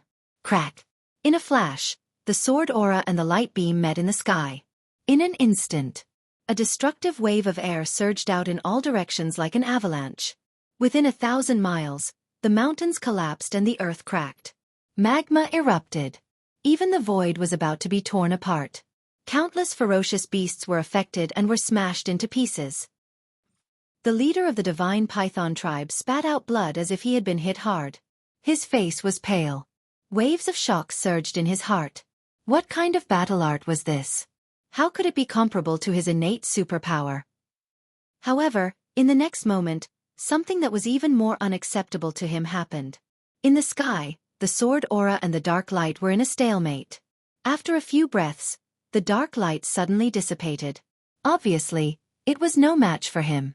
The purple-gold sword aura destroyed the black python with irresistible force. Then, it continued to slash toward the leader of the divine python tribe. The bone-piercing sharpness made his body and mind tremble. How is this possible? My innate superpower is no match for him. Chapter 1095. The High Priestess, who was not far away, was also shocked speechless. Such methods were simply too heaven-defying. The leader of the divine python tribe shouted anxiously, "Why are you still standing there? Come and help me." At the same time, he waved his hands and performed a perfect battle art to counter the purplish-gold sword aura. Boom! However, the purplish-gold sword aura was unstoppable. The battle art was instantly nullified. The leader of the divine python tribe spat out blood and his injuries worsened. "Hurry up!" The leader of the divine python tribe shouted anxiously. The high priestess suddenly regained her senses. Since the situation had developed to this stage, it was impossible to salvage the situation. She could only make the best of it. She glanced at the purplish-gold sword aura and locked her gaze on the inner demons, Qin Feiyang. Her murderous intent surged. Boom! She decisively activated her fighting soul. It was also a black divine python. However, the aura it exuded was much weaker than the leader's fighting soul. Obviously, her cultivation was not as high as the leader of the divine python tribe. Go! As she waved her hand, the black divine python bared its fangs and pounced on the inner demons, Qin Feiyang. Get lost! The inner demons shouted and used the divine dragon's roar. The sound waves roared in the sky and the black divine python was instantly crushed by the sound waves. Ah! The high priest's face turned pale and he let out a miserable scream as he was sent flying. Under the impact of the sound wave, shocking cracks appeared on his body, and blood flowed out like a fountain. So powerful! The leader of the divine python tribe was stunned. Although the high priestess' cultivation was not as high as his, she was still a 6-star combat emperor. How could she not be able to withstand this person's attack? While he was in a daze, the purplish-gold sword aura whizzed and slashed toward his head. He suddenly regained his senses and dodged to the side without hesitation. However, he was still one step too late. The sword aura slashed his shoulder and his entire arm was immediately severed. The terrifying radiance caused his flesh and blood to splatter everywhere. Then, with a bang, he smashed into the ground below like a meteor, creating a huge crater. I originally said that I would kill you in 10 moves, but I didn't expect that you wouldn't even be able to withstand 3 moves. This is too disappointing. How dare you provoke my brother again and again with such little ability? You really don't know what's good for you. The inner demon stood proudly and looked down at the chief of the divine python tribe who was lying at the bottom of the pit like a dead dog. Their faces were full of disdain. What kind of battle art is that? The chief of the divine python tribe roared hysterically. He didn't lose to this person, but to this person's battle art. The inner demon said, "You really want to know? Then I'll satisfy you. This is a divine art." What? The chief of the divine python tribe was dumbfounded. In the distance, the high priest was also shocked. This person actually had a deity art, and from the looks of it, he had more than one deity art. No wonder it was so ridiculously strong. A deity art was said to be a supreme killing technique created by a deity. How could a mere battle art compare to it? The high priest looked at the inner demons with fear. He rushed to the chief of the divine python tribe at lightning speed and said in a low voice, "Don't hesitate. We're no match for him. Let's go." Go. The inner demons smirked and said, "The moment you attacked, your deaths were already destined. If we want to leave, you can't stop us." The high priest looked at him coldly. He helped the chief of the divine python tribe up and turned to leave. Emperor Divine Prison.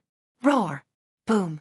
At the same time, accompanied by a loud dragon roar, an invisible mighty force surged in all directions with the inner demons, Qin Feiyang, as the center. In an instant, everything within a few hundred miles seemed to have stopped. Whether it was the ferocious beasts, the plants, the lava, or the flowing water, they all stopped moving. The high priest and the inner demons also stopped in the void. What's this? Could it be his aura? No, our cultivation is stronger than his. His aura can't imprison us. The high priest was bewildered. Do you think that's all I have? Since you two are so loving, I might as well send you both on your way. You'll have a companion when you go to hell. The inner demons looked at the two indifferently. He waved his hand, and the statue behind him moved. It was like an ancient great emperor. It held the broken sword and charged toward the high priest and the inner demons. The chief of the divine python tribe closed his eyes in pain and said, "Madam, I'm sorry. I've implicated you." Sigh. The high priest sighed deeply and said with a smile, "Don't say sorry. I'm willing to do all this. I have no regrets."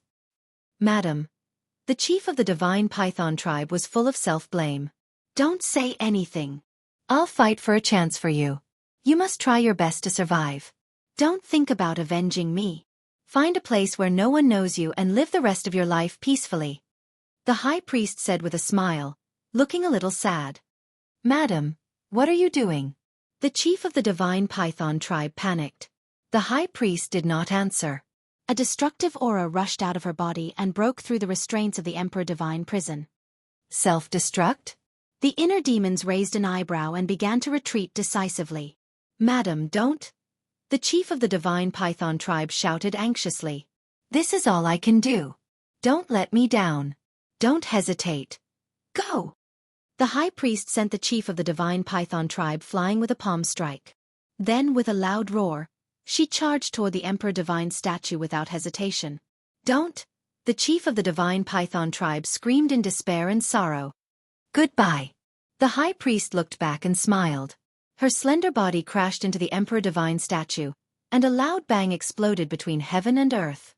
Instantly, the sky shook. The void trembled. The earth sank. The terrifying destructive power spread thousands of miles away. This scene was like the scene of the end of the world. "Madam." The chief of the divine python tribe was in tears. He looked at the inner demons, Qin Feiyong, who was standing on the other side of the void. Then, he opened the portal and walked in. The inner demons raised an eyebrow. He did not chase after him, because he could not catch up with him now. However, at this moment, a golden beam of light shot out from somewhere below and hit the portal with lightning speed. The portal shattered on the spot. The chief of the divine python tribe, who had just entered the portal, staggered and appeared again. The inner demons was surprised. The chief of the divine python tribe was also surprised. "Who is it?" The inner demons looked down, but there was not even a shadow. After the chief of the divine python tribe came to his senses, he immediately opened another portal. "You still want to leave?" The inner demons smiled coldly. He took out the Chong Shui and used the phantom steps. Before the portal opened, he landed behind the chief of the divine python tribe. Then, he stabbed his saber into the divine python tribe's chief's back and destroyed the chief Sea of Qi on the spot. "Son of a bitch, I'll kill you." The chief of the divine python tribe had lost his mind. He turned around and pounced on the inner demons. The inner demons did not care and retreated quickly, because there was no need for him to do anything now. As long as the cultivation of the chief of the divine python tribe was destroyed, he was like a fish on the chopping board, waiting to be slaughtered. In less than 3 breaths, the chief of the divine python tribe's cultivation was destroyed and he fell down powerlessly. But he did not give up yet. He finally calmed down. He quickly took out a spirit sea elixir and a healing elixir from his Chenkuan bag and was about to take them. However, at this moment, the inner demon stepped forward and snatched the spirit sea elixir, the healing elixir, and the Chenkuan bag from his hands. The chief of the divine python tribe was in despair. The inner demons grabbed the chief of the divine python tribe by his clothes and twisted him in the air. He shook the spirit sea elixir and the healing elixir in his hands and grinned. "Do you want them?" The chief of the divine python tribe nodded. "Then beg me." The inner demons teased. "I beg you, please be merciful and give them to me." At this point, how could he still have a backbone? The chief of the divine python tribe begged repeatedly. However, under the pleading gaze of the chief of the divine python tribe, the inner demons tightened his fingers and crushed the spirit sea elixir and the healing elixir bit by bit. "No! I beg you!" the chief of the divine python tribe screamed in despair. However, in the end, the inner demons clenched his big hands and crushed the spirit sea elixir and the healing elixir into powder. The inner demon scattered the powder in his hands and shook his head regretfully. I'm sorry. I accidentally crushed it. Do you want me to give you another one?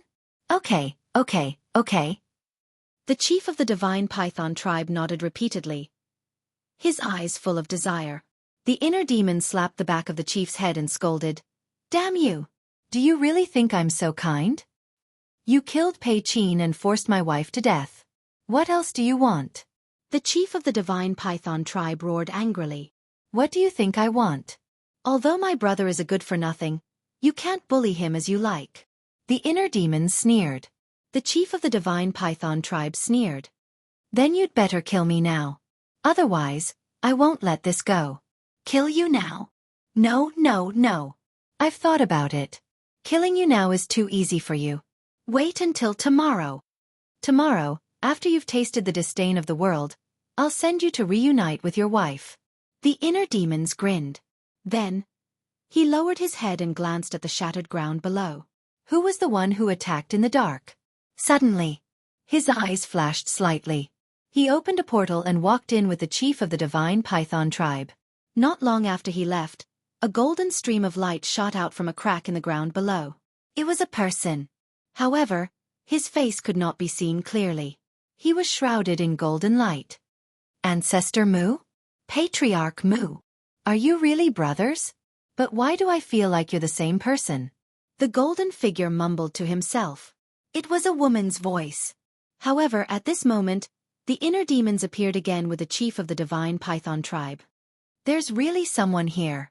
When he saw the golden figure, the inner demon's eyes flashed red. He shouted, "Who exactly are you?" Last time, my brother was schemed against by the Scorpion tribe in the Rolling Clouds Mountains. Were you the one who saved him? Just now. He had only pretended to leave to lure this person out. The younger brother is difficult to deal with. I didn't expect the older brother to be so difficult as well. The golden figure mumbled to himself. Then, he turned around and left without saying a word. Don't even think about leaving if you don't explain yourself. Chapter 1096. The golden figure did not look back, nor did he respond to the inner demons. Guiyuan's sword technique. The inner demon's eyes flashed fiercely. Crimson sword chi emerged, and 50 sword shadows appeared in an instant, slashing toward the golden figure. Feeling the destructive sharpness, the golden figure narrowed his eyes and said, "I mean you no harm. Why don't you let it go?" This voice. The inner demons trembled, and the 50 sword shadows stopped in the void. Their eyes were full of disbelief. The golden figure took the opportunity to open the portal and left without looking back. "This sovereign, did you hear it?" The inner demons thought. "Yes. I didn't expect it to be her." In the inner world, Qin Feiyang also felt incredulous. It seems that she didn't help you purely out of kindness. She must have some other purpose. The inner demons said. "Probably."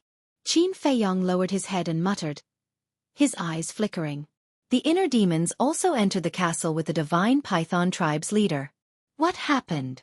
Seeing the heavenly spiral tribe's leader lying on the ground like a dead dog covered in blood, the inner demons looked at Lu Hong and the others suspiciously. Viper smiled and said, "This person doesn't know what's good for him. After coming to the castle, he still wanted to cause trouble, so I gave him a good beating." The inner demons suddenly understood. He looked down at the heavenly spiral tribe's leader contemptuously and sneered, "Where do you think this is? Do you think this is a place for you to be presumptuous?" The heavenly spiral tribe's leader curled up, his eyes full of despair. "Where is this?" At the same time, the divine python tribe's leader glanced at Lu Hong and the others in the castle in surprise. The inner demon said proudly, "This is my space divine item." Space divine item? The divine python tribe's leader was suspicious. "Can't you see it?" "He is Qin Feiyang, the man who terrifies everyone." The heavenly spiral tribe's leader pointed at the inner demons and shouted at the divine python tribe's leader. "What? Qin Feiyang?" The chief of the divine python tribe widened his eyes in disbelief. "Hee." Wolf King couldn't stop laughing. The chief of the divine python tribe glanced at them one by one.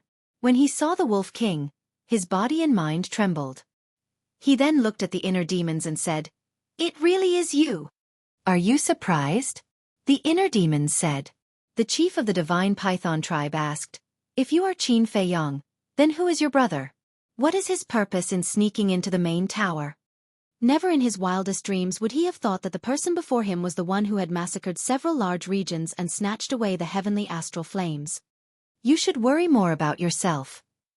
The inner demons formed a seal with both hands, and 2 enslavement seals appeared, sinking into the heads of the heavenly spiral tribes and divine python tribes leaders.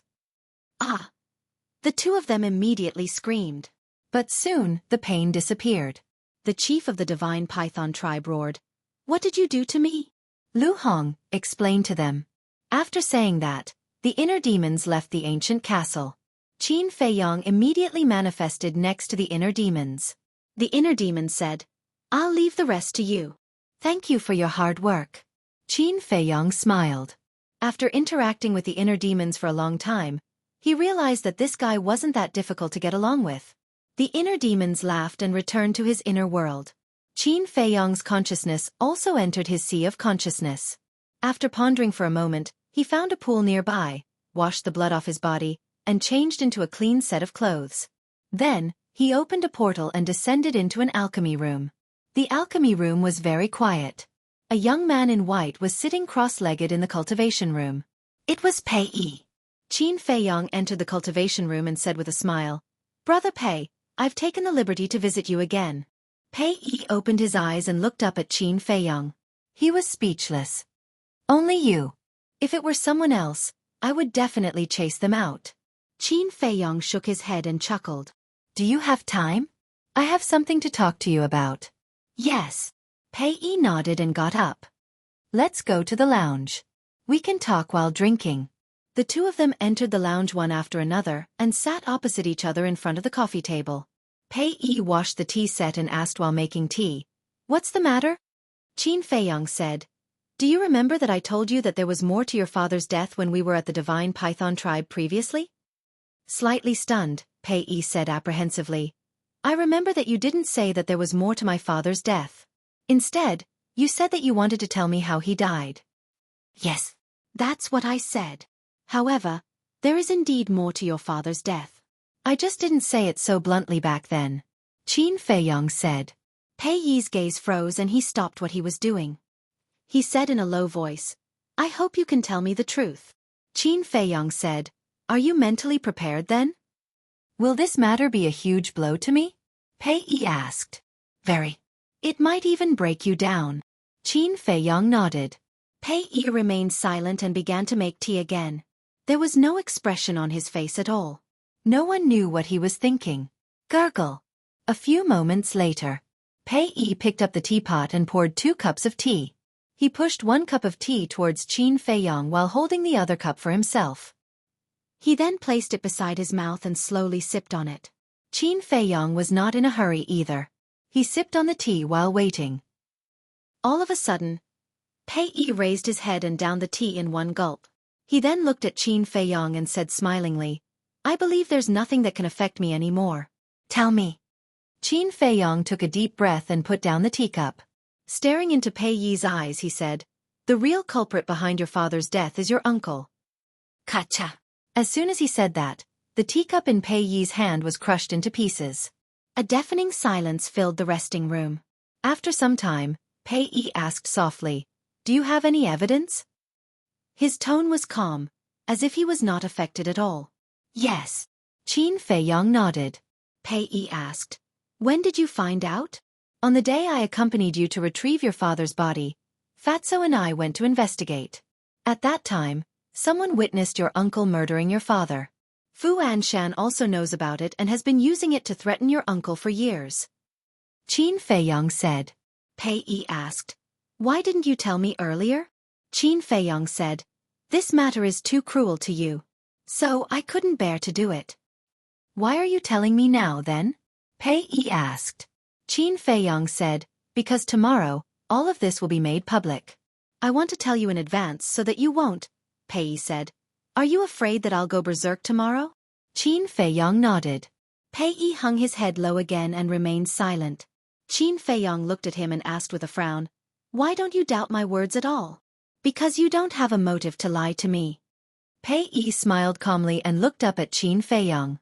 "It's also because I already knew the truth long ago." "What?" Qin Feiyong sprung up abruptly. "Are you shocked? Why am I still so indifferent after knowing the truth?" Pei Yi asked with a smile. Qin Feiyong looked at him deeply and returned to his seat. Shaking his head, he said self-deprecatingly, "Seems like I've been too nosy. No. I want to thank you for forcing me to face the truth. Did you know? I've been avoiding it in the past because I didn't know how to face it. No matter what, he's still my second uncle and we share the same blood. He's also the one who raised me. So, I've been pretending to be a fool and refusing to think about these things." Pei Yi sighed. "When did you find out?" Qin Feiyong asked. "Very, very long ago. I think it was when I was in my teens. I went to look for him one day and happened to overhear him talking to Pei Qin about it. So, you're not afraid that I'll go berserk tomorrow? Because I've already gone berserk countless times over the years and I've already become numb to it." Pei Yi shook his head and smiled. "Ah." Qin Feiyong sighed and said, "There must be another reason why you didn't expose him, right?" "Yes. Once this matter is exposed, the divine python tribe will definitely fall from grace and may even be squeezed out of the super tribes. Do you know? My ancestors have sacrificed a lot to make the divine python tribe what it is today. I can't let the tribe decline because of my personal affairs." Pei Yi smiled and said, full of vicissitudes and helplessness. Qin Feiyong looked at him with a complicated expression. For the sake of the tribe's honor, he was willing to put aside the blood feud and bear it alone. This person was really admirable. Qin Feiyong said, "What about now? Will you stop me?" "No. Some things can't be avoided forever. There will be a day when you have to face it. I also believe that if it weren't for my second uncle who went too far, you wouldn't have done this," Pei Yi said. After chatting for a while, Qin Feiyong left.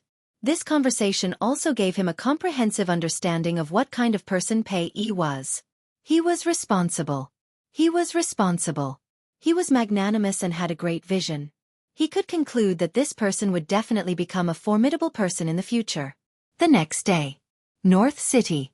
Early in the morning, the people of the transaction pavilion entered the central square, which was decorated with lanterns and colored banners. When the sun rose, Fu Anshan led a group of guards into the square with his head held high and his chest puffed out. He was in high spirits. Yan Wei followed behind him with a smile on his face. Fu Anshan walked to the center of the square and scanned the surroundings. Then he looked at Yan Wei and instructed, "Go and check. Be careful and don't make any mistakes." "Okay." Yan Wei nodded. Fu Anshan looked at the guards again and shouted, "And you guys, keep a close eye on me. If my succession ceremony is ruined because of your negligence, I'll hold you responsible." "Yes." A group of guards responded loudly and spread out in all directions, standing straight at the edge of the square, ready for battle. Today is the day this old man will soar to the top. Haha. Looking at everything in front of him, Fu Anshan couldn't help but laugh in his heart. A moment later, Yan Wei returned to Fu Anshan and said with cupped fists, "Lord, I've checked. There's no problem." "Well done. Later, you'll be in charge of monitoring the entire place. Once there are any changes, immediately think of a way to suppress them." Fu Anshan transmitted his voice. "Understood. Congratulations in advance, Lord." Yan Wei smiled obsequiously. Fu Anshan laughed and said, "Don't worry, when I soar I won't shortchange you." "Thank you, Lord." Chapter 1097. The sun was high in the sky. Everything was ready and waiting for the guests to enter. Soon, a tall and sturdy man appeared in the air above the square. His face was stern and serious. It was Mo Yijin. Fu Anshan immediately went forward and cupped his fists. "Brother Mo, welcome, welcome." Mo Yijin also cupped his hands and smiled. "Brother Fu, congratulations." Fu Anshan chuckled and asked, "When will the pavilion master and vice pavilion master arrive?" "It should be soon." "Old brother Fu, don't be anxious. You're already a deputy pavilion master. You won't be able to run away." Mo Yijin smiled. Of course, of course." Fu Anshan nodded repeatedly. Suddenly, another figure descended in the sky above the square. This person looked middle-aged and was dressed in luxurious clothes. He had sword-like eyebrows that reached his temples and exuded an immense pressure. Seeing this person, Yan Wei hurriedly shouted loudly, "The Qilin tribe's leader has arrived." Fu Anshan's spirit was roused, and he hurriedly raised his head to look at the Qilin tribe's leader. He cupped his hands and said with a smile, "Brother Wu, long time no see. I trust you've been well since we last met." Brother Wu, nice to meet you. Mo Yizhen also cupped his hands and smiled. The leader of the Qilin tribe landed in front of the two of them and said with a smile, "Nice to meet you, nice to meet you. Also, congratulations to Brother Fu for being promoted to Vice Pavilion Master. In the future, I hope Brother Fu will take care of me." You're welcome. Brother Wu, please have a seat. Fu Anshan personally led the Qilin tribe's leader to a seat in the center. After the Qilin tribe's leader sat down, he smiled and said, "Brother Fu, you don't have to pay attention to me. Go and busy yourself." That's good. Brother Wu, please help yourself. Fu Anshan nodded with a smile and prepared to welcome the next guest. The square had already become a sea of people, and it was extremely lively. The leader of the Adamantine tribe has arrived. Suddenly, Yan Wei's shout rang out again. A 2-meter-tall man appeared in the air above the square. Fu Anshan smiled and said, "Brother Nye, we're honored by your presence. This Fu failed to welcome you from afar. I hope that you can forgive me. Today is your big day, so you don't have to be so polite." The leader of the Vajra tribe waved his hand and smiled. He glanced at the square and asked in a low voice, "Why don't I see Ancestor Mu? Didn't you invite him?" A cold light flashed in the depths of Fu Anshan's eyes, and he said with a smile, "How can I not invite Chief Pagoda Master's personal disciple? Don't worry, Brother Nye. He'll definitely be here soon." Then I'll be waiting, the Vajra tribe's chief said meaningfully. He walked straight to the side of the Qilin tribe's chief and sat down. The two of them exchanged greetings for a while and then began to chat. Yan Wei walked to Fu Anshan's side and said in a low voice, "Your Excellency, this Vajra tribe's leader seems to have some ill intentions." "Of course I can tell. He's trying to target Ancestor Mu. To me, this is a good thing. But not today. If he wants to cause trouble later, remember to think of a way to stop him." Fu Anshan transmitted his voice. Before he succeeded as the Deputy Pavilion Master, he did not want to see any accidents, not even the slightest accident. Understood. Yan Wei nodded. Soothing Lake. "Sis, Brother Mu, it's time for us to go." Young Master Hao stood in the courtyard, glanced at Qin Feiyong and Wang Yuer's courtyard, and urged, "It's not like you're going to succeed as the Deputy Pavilion Master of the Trading Pavilion. Why are you in such a hurry?" Wang Yuer's cold voice came out. "I have something to deal with too. Wait for me." Qin Feiyong's voice also came out from the pavilion. "What a dawdler." Young Master Hao glared at the two pavilions in dissatisfaction. In the pavilion, Qin Feiyong was actually ready, but there were still some things to be done. He took out the image crystal. Fatso's shadow soon appeared. Qin Feiyong asked, "Have you found Li He and Shen Feiyun?" "Yes. I guess they've already sneaked into North City," Fatso said. "Then come over," Qin Feiyong said. "Okay." Fatso nodded. In less than 3 breaths, Fatso appeared in front of Qin Feiyong. Qin Feiyong waved his hand, and the leaders of the Heavenly Spiral tribe and the Divine Python tribe appeared out of thin air. Their bodies were still stained with blood, and their chi had not recovered. Their faces were full of fear and despair. You already know the effect of the slave seal. If you want to live, do as I say. Also, don't play tricks with me. I know what you're thinking. I can also kill all of you before you can even speak." Qin Feiyong looked at the two of them coldly. The leader of the Heavenly Spiral tribe trembled and said, "After this is done, will you really let us go?" "I'll think about it." After Qin Feiyong finished speaking, he looked at Fatso and said, "Take them to North City first and act according to the situation." Understood. Fatso nodded, opened the portal and looked at the two coldly. "Let's go." The two of them looked at each other and could only follow Fatso into the portal. The show is about to begin. Fu Anshan, are you ready? Qin Feiyong muttered with a cold smile and turned to walk out of the attic. At the same time, Wang Yuer also came out. Seeing Wang Yuer at this moment, young Master Hao and Qin Feiyong's eyes lit up. Wang Yuer was dressed in a light green silk dress. Her long black hair was tied up with an exquisite jade hairpin at the end of her hair. She walked out slowly, and her body was graceful. Whether it was the charm or the noble aura she used to have, they were all gone. She was pure and charming. Young Master Hao walked up, touched Wang Yuer's forehead, and said suspiciously, "You don't have a fever? What are you doing?" Wang Yuer raised her eyebrows. "You've never dressed like this before. Is there something wrong with your brain?" Young Master Hao said. A row of black lines appeared on Wang Yuer's forehead. Seeing that the situation was not good, young Master Hao hurriedly said with a smile, "But it's not bad. You have the temperament of a lady and everyone loves you. Brother Mu, don't you think so?" "Yes." Qin Feiyong nodded. Seeing that Qin Feiyong approved of her, Wang Yuer could not help but feel a trace of joy in her heart.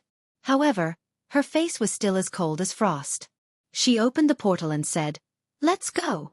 The three of them walked in one after another. Swoosh! When the three of them arrived in the sky above the square, the leaders of the 8 super tribes had all arrived, including Lu Yuan and the other 2 stewards. As soon as Yan Wei saw the three of them, he immediately shouted, "Young Master Hao, Young Master Yuer, and Young Master Mu are here." The leaders raised their heads to look at the three of them, and their eyes flickered with an inexplicable light. Fu Anshan also immediately went up to greet them, bowed, and said with a smile, "I thought the three of you wouldn't come." Wang Yuer smiled faintly and said, "Steward Fu invited us so warmly. Wouldn't it be rude if we didn't come?" Young Master Hao said, "Sister, you should change the way you address him now. You should call him Pavilion Master Fu." No. I haven't succeeded the position of Deputy Pavilion Master yet. You can't call him that." Fu Anshan hurriedly waved his hands in fear. "It's only a matter of time." Young Master Hao grinned. Fu Anshan chuckled and extended his hand.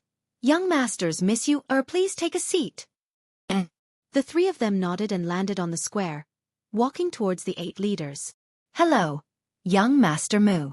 "Hello, Young Master Hao." "Hello, Miss Yu. The 8 great leaders all stood up and greeted her. As for the leaders of the Vajra tribe and the Qilin tribe, although they also greeted Qin Feiyong with a smile, there was clearly a hint of coldness hidden in their smiles. Qin Feiyong didn't care and returned the greetings one by one. Following that, the three of them sat side by side. Young Master Hao swept his gaze across the people in the plaza and said in a low voice, "Brother, do you think the young miss of the Dragon Phoenix Pavilion will come for such a big matter?" Qin Feiyong's eyes flashed and said with a sound transmission, "That will depend on whether Fu Anshan invited her or not. The young miss of the Dragon Phoenix Pavilion has arrived." Before he finished speaking, Yan Wei's voice sounded. Where? Young Master Hao's spirit was aroused, and he immediately looked forward, and saw a woman wearing a light golden dress floating over, landing on the plaza. However, just like before, her face was covered by a veil, and her true appearance could not be seen clearly. Only a pair of watery eyes could be seen. Idiot! Wang Yu rolled his eyes and glanced at Qin Feiyong. When he realized that Qin Feiyong was also staring straight at the young miss of the Dragon Phoenix Pavilion, a wave of anger immediately rose in his heart. These stinking men were indeed all the same. The young miss of the Dragon Phoenix Pavilion swept a glance at Qin Feiyong and young Master Hao, then walked in front of Fu Anshan and bowed with a smile. "Congratulations to Elder Fu for being promoted to Vice Pavilion Master." Fu Anshan hurriedly said, "You're welcome, miss, please take a seat." Here. Young Master Hao immediately waved to the young miss of the Dragon Phoenix Pavilion. Wang Yuer said angrily, "You're a man, can't you have some backbone?" However, young Master Hao turned a deaf ear to him, his eyes filled with anticipation. The young miss of the Dragon Phoenix Pavilion looked at young Master Hao and shook her head with a smile. Then she slowly walked in front of the three of them and smiled at Qin Feiyong. "Young Master, we meet again." "Nice to meet you." Qin Feiyong nodded. Young Master Hao called out, Come, sit beside me." "Thank you, Young Master Hao." The young miss of the Dragon Phoenix Pavilion bowed politely, turned around and sat on the chair. Then she smiled and nodded at Wang Yuer, and looked at the plaza in front of her. Young Master Hao asked in a low voice, Didn't you not like this kind of occasion? Although I don't like it, since Steward Fu has invited me, I will definitely give him face. The young miss of the Dragon Phoenix Pavilion chuckled. Young Master How sent a sound transmission. Then you have to be careful of him, this guy is an old hooligan. The young miss of the Dragon Phoenix Pavilion was stunned, and nodded. Thank you for your reminder, young master, I will be careful. Nah. Young Master How only had eyes for the young miss of the Dragon Phoenix Pavilion, and directly treated Qin Feiyong and Wang Yu as heir. Wang Yu glanced at the young miss of the Dragon Phoenix Pavilion, and looked at Qin Feiyong. Tell me honestly, what's your relationship with her? There's nothing between me and her? Why do you ask? Qin Feiyong was suspicious. Didn't you notice? Ever since she came here, you've been watching her, and you still say that there's nothing between us. Wang Yu said angrily. Qin Feiyong stared blankly for a moment before teasing. Are you jealous? Scram. Do you know her very well? And you're jealous? You think too highly of yourself. Wang Yu snorted coldly, somewhat angry from embarrassment. Then why are you asking so much? It's my freedom to look at whoever I like. It's none of your business. Qin Feiyong said indifferently. You. Chapter 1098. Could this woman have really fallen for me?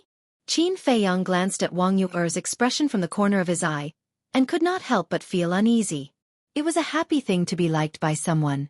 Especially someone like Wang Yu, who was beautiful, talented and had a strong family background. However, Qin Feiyong did not feel happy at all. There was only worry. What's going on? Why isn't the leader of the Divine Python tribe here yet? Suddenly, the leader of the Diamond tribe asked suspiciously. That's right. I haven't seen him. Everyone reacted with puzzlement on their faces. The leader of the Diamond tribe looked at Fu Anshan and asked, Brother Fu, didn't you invite him? I did. Fu Anshan nodded and thought for a moment before smiling. He might have been delayed by something. Let's wait a little longer. I'm late. Please forgive me, everyone. However, before he finished, an old voice sounded from above. Everyone looked up and saw a red-haired old man standing in the sky. He was wearing a bright red robe and exuded an unfathomable aura. However, upon closer inspection, one would realize that there was a hint of worry between his brows. Aren't you the Grand Elder of the Divine Python tribe? Why are you here? Where's your leader? The leader of the Diamond tribe and the others looked at him in shock. Our leader was delayed by something and couldn't come personally. That's why he sent me to attend the ceremony. I'm really sorry. The red-haired old man smiled. Fu Anshan waved it off. It's fine. It's my honor that the Grand Elder is here personally. Please take a seat. The red-haired old man smiled and landed beside Qin Feiyong. He sat on the seat beside him and sent a voice transmission. Young friend, can you tell me where my leader and high priest are now? How would I know where your leader and high priest are? Qin Feiyong's eyes flashed and he turned to look at the red-haired old man in confusion. Young friend, let's not beat around the bush. Last night, your brother came to my Divine Python tribe and left with the leader and high priest. They haven't returned yet. Sending a message to them is like throwing a stone into the ocean. Little friend, I don't know what grudge you have with our leader, but please don't harm him. The red-haired old man pleaded. Qin Feiyong smiled and said, How can I hurt him with my little ability? Old man, I really don't know. Why don't I ask my big brother after the ceremony? Thank you very much. The red-haired old man said gratefully. Pavilion Master. Vice Pavilion Master has arrived. At this moment, Yan Wei's voice sounded again. The square immediately quieted down. Everyone looked up and saw two old men standing in the air. One of them was wearing a long white robe. He was in high spirits, his eyes were bright, and his temperament was outstanding. The other person was dressed in a black robe. He had white hair, a stooped body, and a weak aura. His eyes were dim and lifeless. Greetings, Pavilion Master and Vice Pavilion Master. Fu Anshan, Emoesian, Lu Yuan and the other two stewards, as well as the staff and guards of the trading pavilion, all knelt down to greet him. Greetings, elders. Qin Feiyong and the other two, the 8 leaders, the red-haired old man, and the young lady of the Dragon Phoenix Pavilion also stood up and bowed. No need to be so polite. The pavilion master of the trading pavilion looked at the people below with a smile and said to the old man in black, "Let's go down." The old man in black nodded. The two landed in the center of the square and then walked straight to Qin Fei Yang under everyone's gaze. The old man in black cupped his hands and said, "I've heard of little friend's name. Seeing you today, you're indeed a dragon among men." "He's the vice pavilion master of the trading pavilion." Wang Yuer transmitted her voice. Qin Fei Yang nodded and said with a smile, "Senior is too polite. I really don't dare to be called a dragon among men. Sigh, young people are full of vigor. There's no need to be so humble. Otherwise, when you're old, you won't have the chance to be high profile like this old man." The old man in black laughed with a hoarse voice. Qin Fei Yang looked at the old man's turbid eyes. He was indeed nearing the end of his lifespan, but there wasn't a trace of fear on the old man's face. He said calmly, "Junior still needs to learn more from Senior's temperament." The old man in black shook his head and said with a smile, "You're already a man with one foot in the grave. What's there to learn?" Mo Yizhen looked at Qin Fei Yang and said respectfully, "Two lords, please take a seat." The two nodded. The pavilion master looked at Qin Fei Yang and said, "Little friend, let's have a good chat after the inauguration ceremony." "It's my honor," Qin Fei Yang said with a smile. The pavilion master smiled and walked to the central seat with the old man in black. They turned around and sat side by side. The old man in black looked at everyone and said to Mo Yizhen, "Let's begin." "Yes," Mo Yizhen said respectfully and walked to the front of the stage. He looked around and said with a smile, "Thank you all for taking time out of your busy schedules to attend the inauguration ceremony of our pavilion vice pavilion master."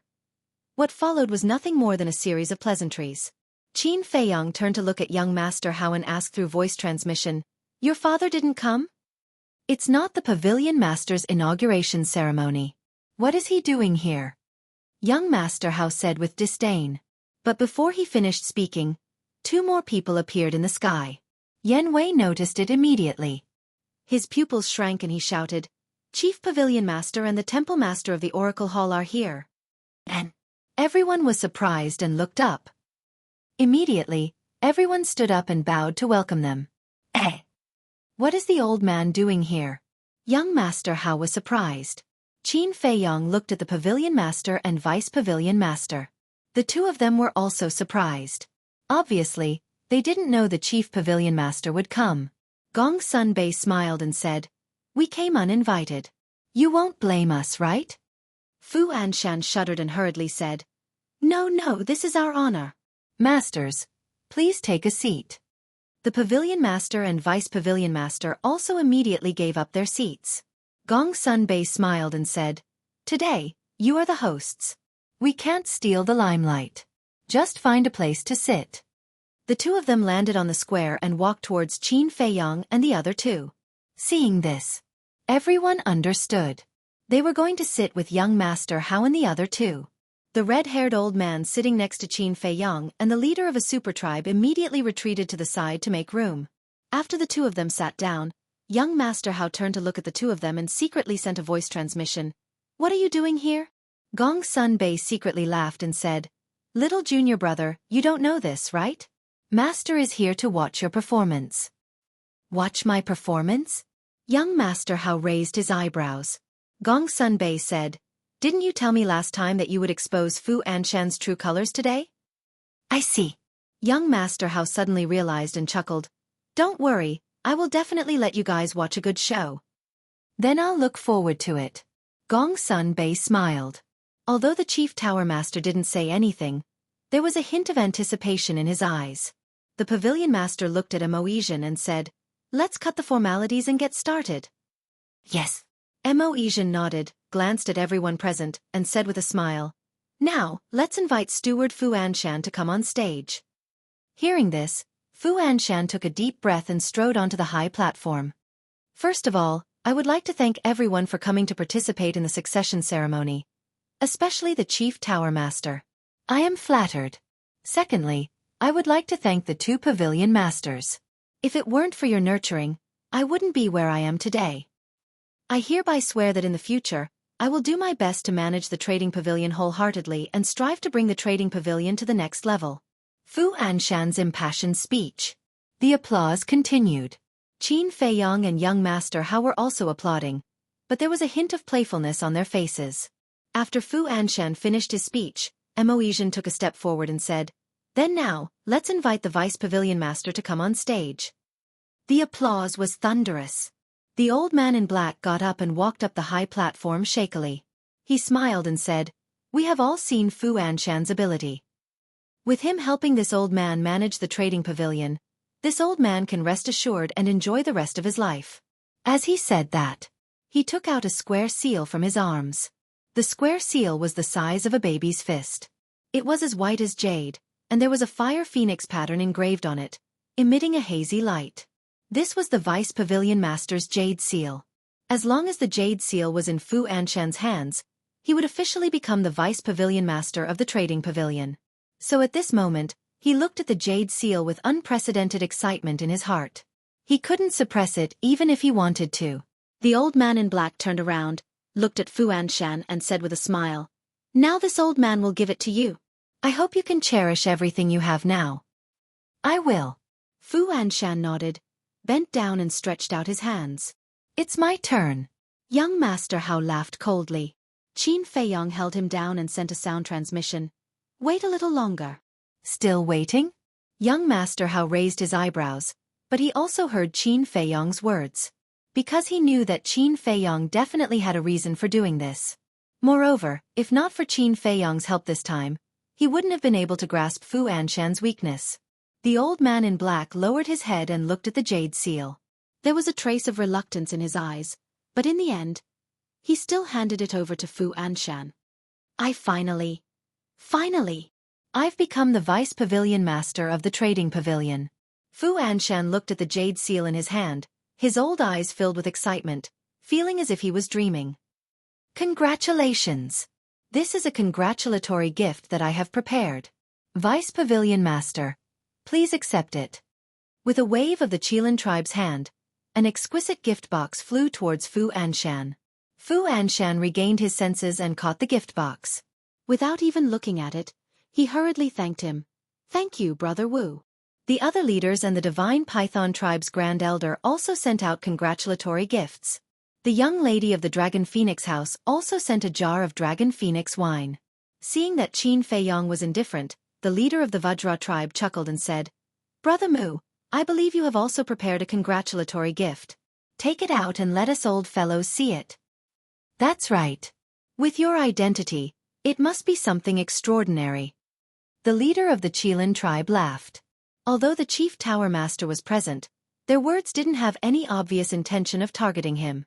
They just treated it as a joke, so they weren't worried that they would anger the Chief Tower Master.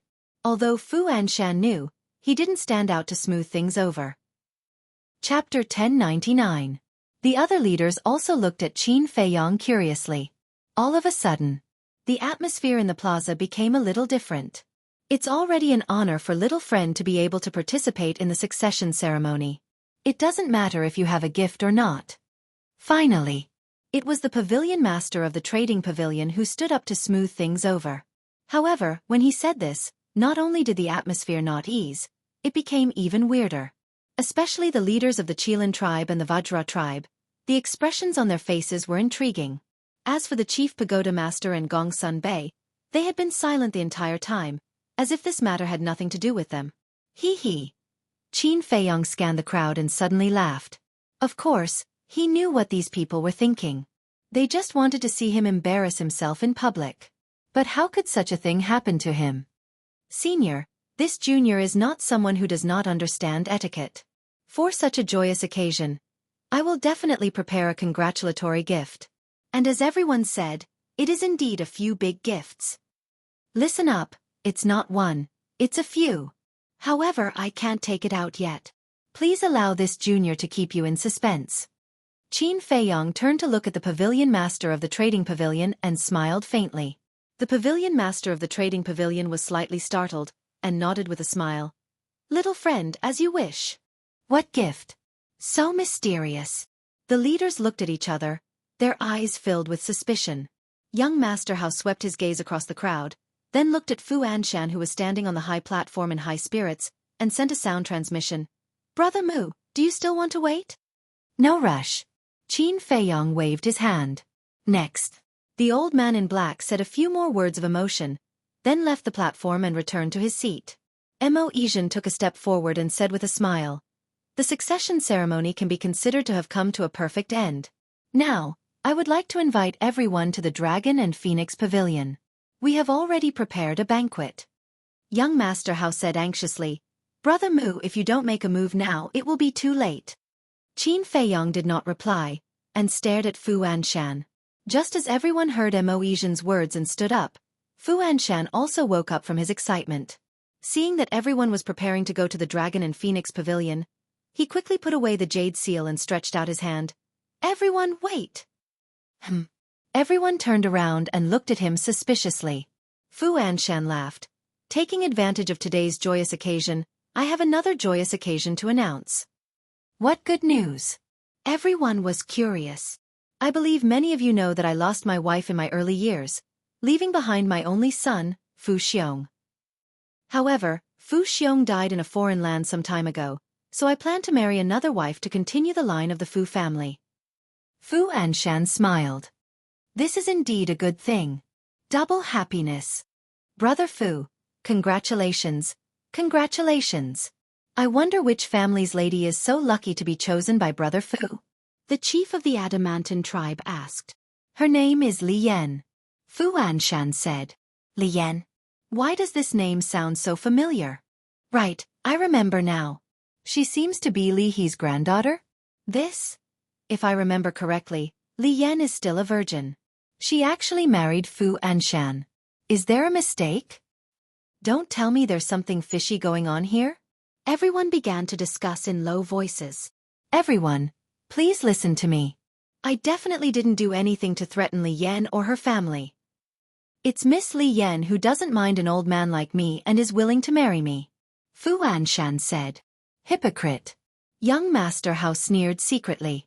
This explanation was too deliberate. It was equivalent to revealing 300 taels of silver here. He glanced at Qin Feiyong.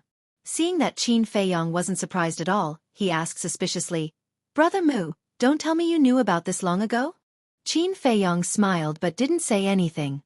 Hearing everyone's discussion, the pavilion master frowned and said, "Fu Anshan, tell me clearly. Is Li Yan really willing?" Fu Anshan hurriedly said, "Sir, this is absolutely true. If you don't believe me, you can ask her herself." "Where is she?" Everyone scanned the crowd around the square. "It's her.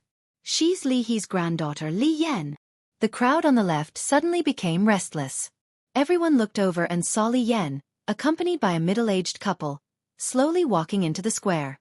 The middle-aged couple was Li Yan's parents. Fu Anshan went up to her with a smile and said, "Miss Li Yan, please tell everyone." As he spoke, a hint of threat flashed across his eyes. Li Yan looked at him coldly and walked straight up the platform. Fu Anshan and the middle-aged couple followed closely behind her. The pavilion master looked at Li Yan and asked, "Are you really willing to marry Fu Anshan?" If it was voluntary, even if there was a huge difference in seniority and age between the two, outsiders couldn't say anything. Li Yan glanced at the crowd and remained silent. Fu Anshan couldn't help but become anxious and transmitted his voice. "Now that I'm the deputy pavilion master of the transaction pavilion, you'd better not play any tricks." However, Li Yan turned a deaf ear to him and her gaze fell on Qin Feiyong. Qin Feiyong smiled and nodded. Li Yan took a deep breath and said, "I didn't do it willingly. He threatened me. If I didn't marry him, he would deal with my Li family."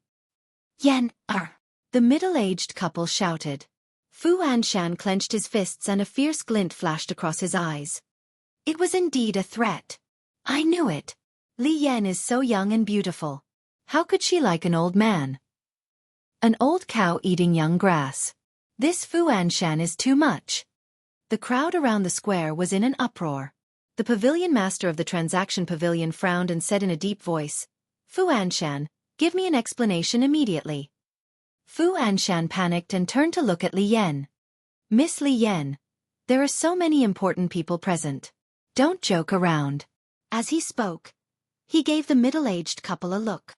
"That's right. Yan, now is not the time to be willful. Quickly answer the pavilion master truthfully. The middle-aged couple was afraid that Fu Anshan would take revenge and hurriedly persuaded Li Yan in a low voice. No. I'm not joking. It's him.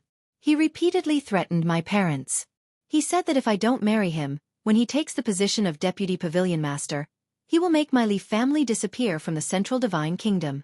Li Yan shook her head and sneered. Fu Anshan's eyes suddenly became fierce. Clap. At this moment, a loud applause sounded in the square. Everyone looked in the direction of the sound and saw that the person clapping was Qin Feiyong. And Qin Feiyong's face was full of smiles. Fu Anshan raised his eyebrows and asked in confusion, Brother Mu, why are you doing this? Qin Feiyong slowly got up and said with a faint smile, Are you wondering why Li Yan is suddenly not afraid of your threat? Fu Anshan was shocked. Li Yan's sudden change of heart had something to do with this person? Didn't I just say that I prepared a few big gifts for you? Li Yan's counterattack is the first big gift. Qin Feiyong said. It seems that he already knew that Li Yan was threatened by Fu Anshan. But why did he help Li Yan? What is their relationship? Everyone was suspicious. Then, they looked at Fu Anshan. At this moment, his face was extremely gloomy. Originally, everything was flawless. Not only would he obtain supreme authority, he would also obtain a young and beautiful woman. It could be said that he would obtain both power and beauty. But he never expected that a demon would appear in the middle of the process. The pavilion master of the trading pavilion was about to explode. It was a good ceremony, but such a thing happened. It was a disgrace to the trading pavilion. He looked coldly at Fu Anshan and Qin Feiyong and said, Young friend, you just said that Li Yan is only the first big gift. What about the rest? The rest? Qin Feiyong smiled faintly and returned to his seat. He turned his head and nodded to young Master Hao. Young Master Hao had been waiting impatiently for a long time. After receiving Qin Feiyong's instruction, he immediately stood up. In an instant, everyone's eyes fell on young Master Hao, including the Chief Tower Master and Gong Sun Bei. Young Master Hao walked to the high platform with his head held high and said, Do you remember the deaths of Li He and Shen Feiyun some time ago? Of course. Both of them died mysteriously, and the real murderer has not been found yet. People discussed. Fu Anshan's body tightened. He looked at young Master Hao next to him and couldn't help but break out in a cold sweat. He was guilty. Young Master Hao turned his head and looked at Fu Anshan suspiciously. Why are you sweating? Is it hot? A little. Fu Anshan quickly nodded. Young Master Hao smiled mockingly. He looked at the crowd and said, Everyone may think that the death of Li He and Shen Feiyun will become an unsolved case. But I can tell you clearly that it will never be. Because I have already found out who the murderer is. As soon as these words came out, Li Yan and the middle-aged couple suddenly turned their heads and looked at young Master Hao. Fu Anshan's body trembled and cold sweat couldn't stop coming out. Who is the real murderer? Li He is the steward of the trading pavilion and Shen Feiyun is an old friend of Gong Sun Bei. Who has the guts to kill them? People were surprised. So were the leaders. Young Master Hao, do you really know the real murderer who killed my grandfather? Li Yan ran to young Master Hao and asked tearfully. Yes. Young Master Hao nodded. Who is so heartless to murder such a good person like my grandfather? Li Yan cried sadly. Don't be sad. The wicked will be punished sooner or later. Young Master Hao comforted her, then looked at the crowd and shouted, The real murderer is the leader of the divine python tribe. What? It's him. The crowd was in an uproar. Everyone's face was full of disbelief. Even the Chief Tower Master and Gong Sun Bei were very surprised. Because the leader of the divine python tribe had always given everyone the impression that he was a law-abiding person. How could he do such a thing? How did he know? Fu Anshan, however, was extremely panicked. Impossible. An angry roar sounded.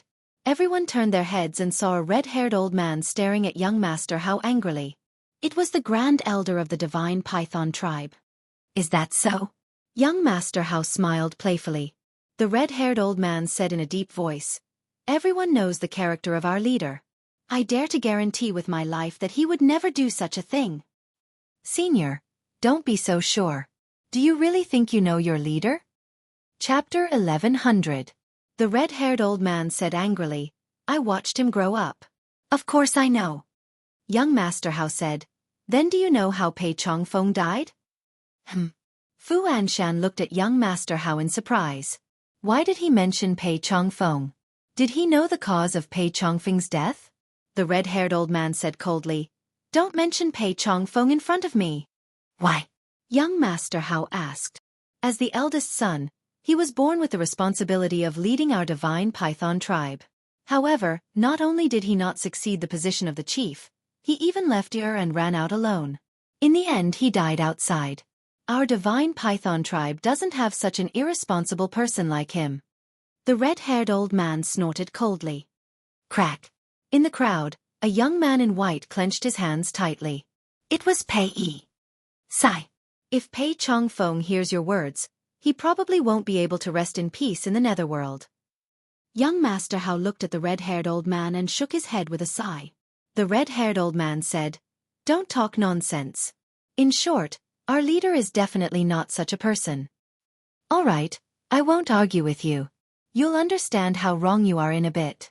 Young Master Hao smiled mockingly and turned to look at Fu Anshan.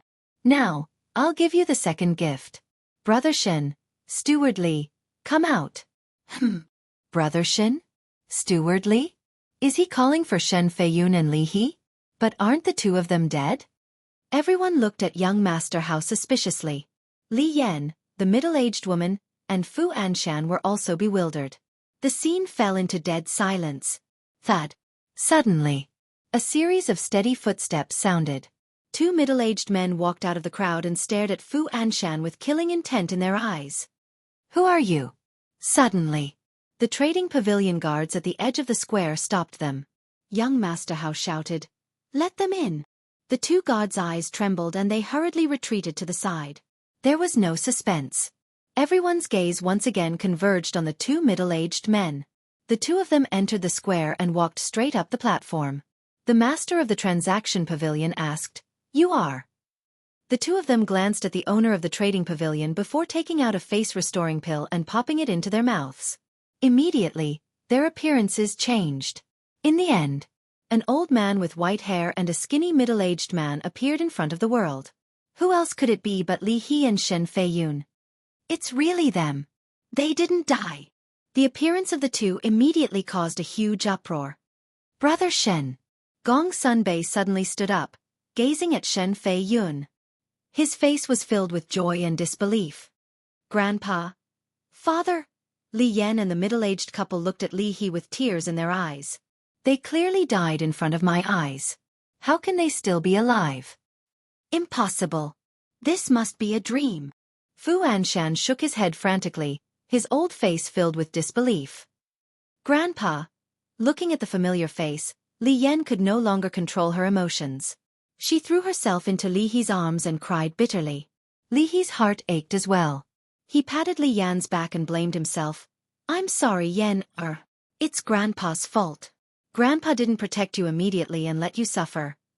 No. As long as Grandpa is still alive. Li Yan sobbed as she hugged the old man tightly. She was afraid that the old man would disappear in front of her in the next moment. Father. The middle-aged couple walked up, their eyes red. Li He raised his head to look at the two of them. Anger rose in his heart as he shouted. In order to protect yourself, you didn't hesitate to sacrifice your own daughter. Are there any parents like you? Father, The middle-aged man wanted to explain. Enough. I don't want to hear anything now.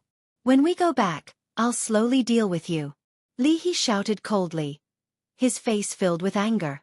The middle-aged couple looked at each other, their hearts filled with bitterness. Did they want to? They didn't want to either. No one in the world was willing to push their daughter into the fire pit. However, not only did Fu Anshan force them, but even the elders in the clan also forced them. What could they do? They could only compromise. Swish. At this moment, Gong Sunbei took a step forward and landed beside Shen Feiyun. He grabbed Shen Feiyun's shoulder, his hands trembling. Even if one looked carefully, there were tears in his eyes. Obviously, he really cared about Shen Feiyun. Shen Feiyun looked at him and a smile gradually appeared on his face. He said, I was wrong in the past. I apologize to you in front of everyone. No. I should be the one apologizing. Gong Sunbei shook his head and blamed himself. Enough. Let's not talk about the past. Now I just want to know, do you still recognize me as your big brother? Shen Feiyun asked, a little nervous. Of course. You've always been my big brother. Nothing has changed. Gong Sunbei nodded. A man doesn't cry easily. However, at this moment, the two middle-aged men hugged each other and couldn't help but shed tears. They finally reconciled. Wang Yu murmured. Qin Feiyang smiled and said, after experiencing a death calamity, one's state of mind will definitely change. Shen Feiyun can be considered to have profited from a disaster and saved this rare friendship. That's right. Speaking of which, I have to thank Fu Anshan and the leader of the Divine Python tribe. Wang Yu said, her gaze falling on Fu Anshan, a cold light flashing in her eyes. At the same time, Li He and Shen Feiyun also looked at Fu Anshan. Li He patted Li Yan's shoulder and said with a smile, Yan, you go down first. Grandpa needs to deal with some personal matters. Okay. Li Yan nodded obediently, and then left the high platform accompanied by the middle-aged couple. Gong Sunbei glanced at Fu Anshan, his eyes flashing slightly, and asked, Brother Shen, do you need my help? There's no need for you to come out for such a small matter. Shen Feiyun waved his hand, his eyes emitting a bone-chilling coldness. Gong Sunbei nodded and also left the high platform. Young Master Hao turned to look at Fu Anshan and said with a smile, Pavilion Master Fu, what do you think of this second gift from me? Fu Anshan shuddered and hurriedly said with a smile, This is a good thing. Everyone knows Li He's character. He's upright, honest, and selfless. His return is a great joy for our transaction pavilion. As he spoke, he walked in front of Li He, grabbed his hand and sighed. Old Li, I was sad for a while when I heard the news of your death. Now that you've come back alive, I'm really happy. Thank you for your concern, Deputy Pavilion Master. Li He put on a fake smile. It's my duty. After all, you've contributed too much to our transaction pavilion.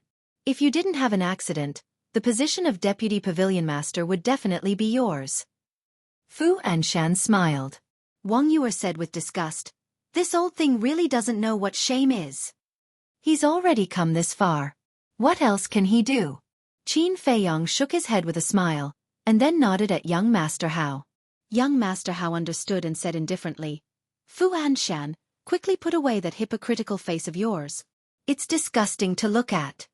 Fu Anshan's face stiffened, and he asked in confusion, Young Master Hao, what do you mean? Young Master Hao glanced at him disdainfully, then looked at Li He and smiled.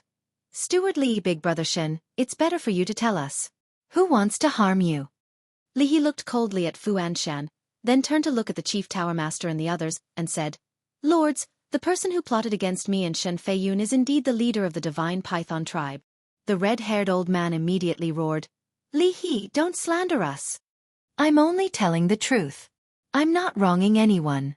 Although the leader of the Divine Python tribe is the one who plotted against us, the real mastermind is him, Fu Anshan. Li He suddenly pointed at Fu Anshan and shouted, What? All the leaders stood up in unison and looked at Fu Anshan in shock. The pavilion master and the black-robed old man did not move, but their hands gripped the armrests of their chairs tightly, obviously trying to suppress their emotions. Nonsense! Li He, what exactly are you trying to do? Fu Anshan roared in exasperation. Li He looked at him coldly and said, This old man doesn't want to do anything. This old man just wants to expose your true colors. Fu Anshan looked at the pavilion master and said, Lord, Li He must be jealous that I succeeded the position of Deputy Pavilion Master, so he framed me. Pavilion Master, you must investigate clearly. Even now, you're still biting back at me. You're indeed a shameless dog.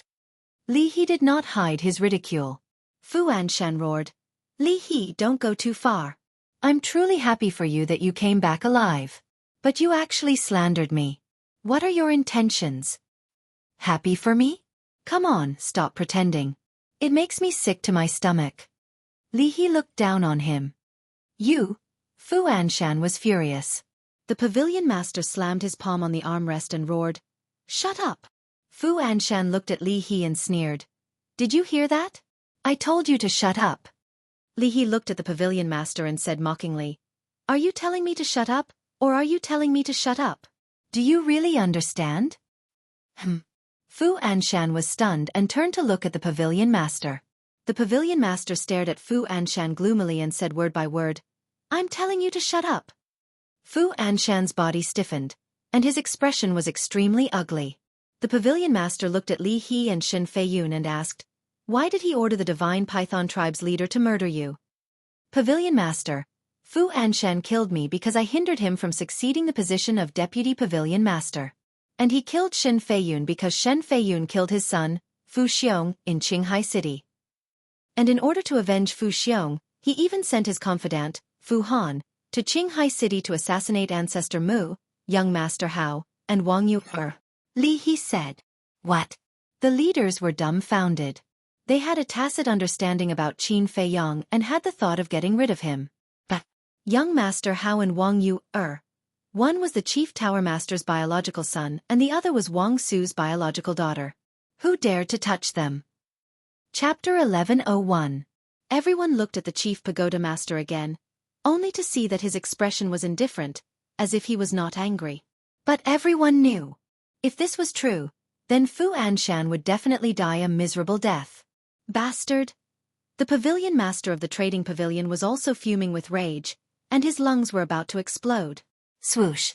Suddenly, he landed on the high platform and slapped Fu Anshan's face in front of everyone. Ah! Fu Anshan screamed in pain and flew out on the spot. His nose was bruised and his eyes were swollen. But he could no longer care about the pain and hurriedly got up. He knelt in front of the pavilion master and exclaimed, Sir, I'm innocent. Kneel properly and shut up. The pavilion master shouted and turned to look at young Master Hao. He asked with a smile, Is there really such a thing? Young Master Hao nodded. The pavilion master clenched his fists, his old eyes flashing with killing intent. He lowered his head to look at Fu Anshan and said in disappointment, I really didn't expect you to do so many stupid things. No, absolutely not. Fu Anshan hurriedly shook his head and looked at young Master Hao.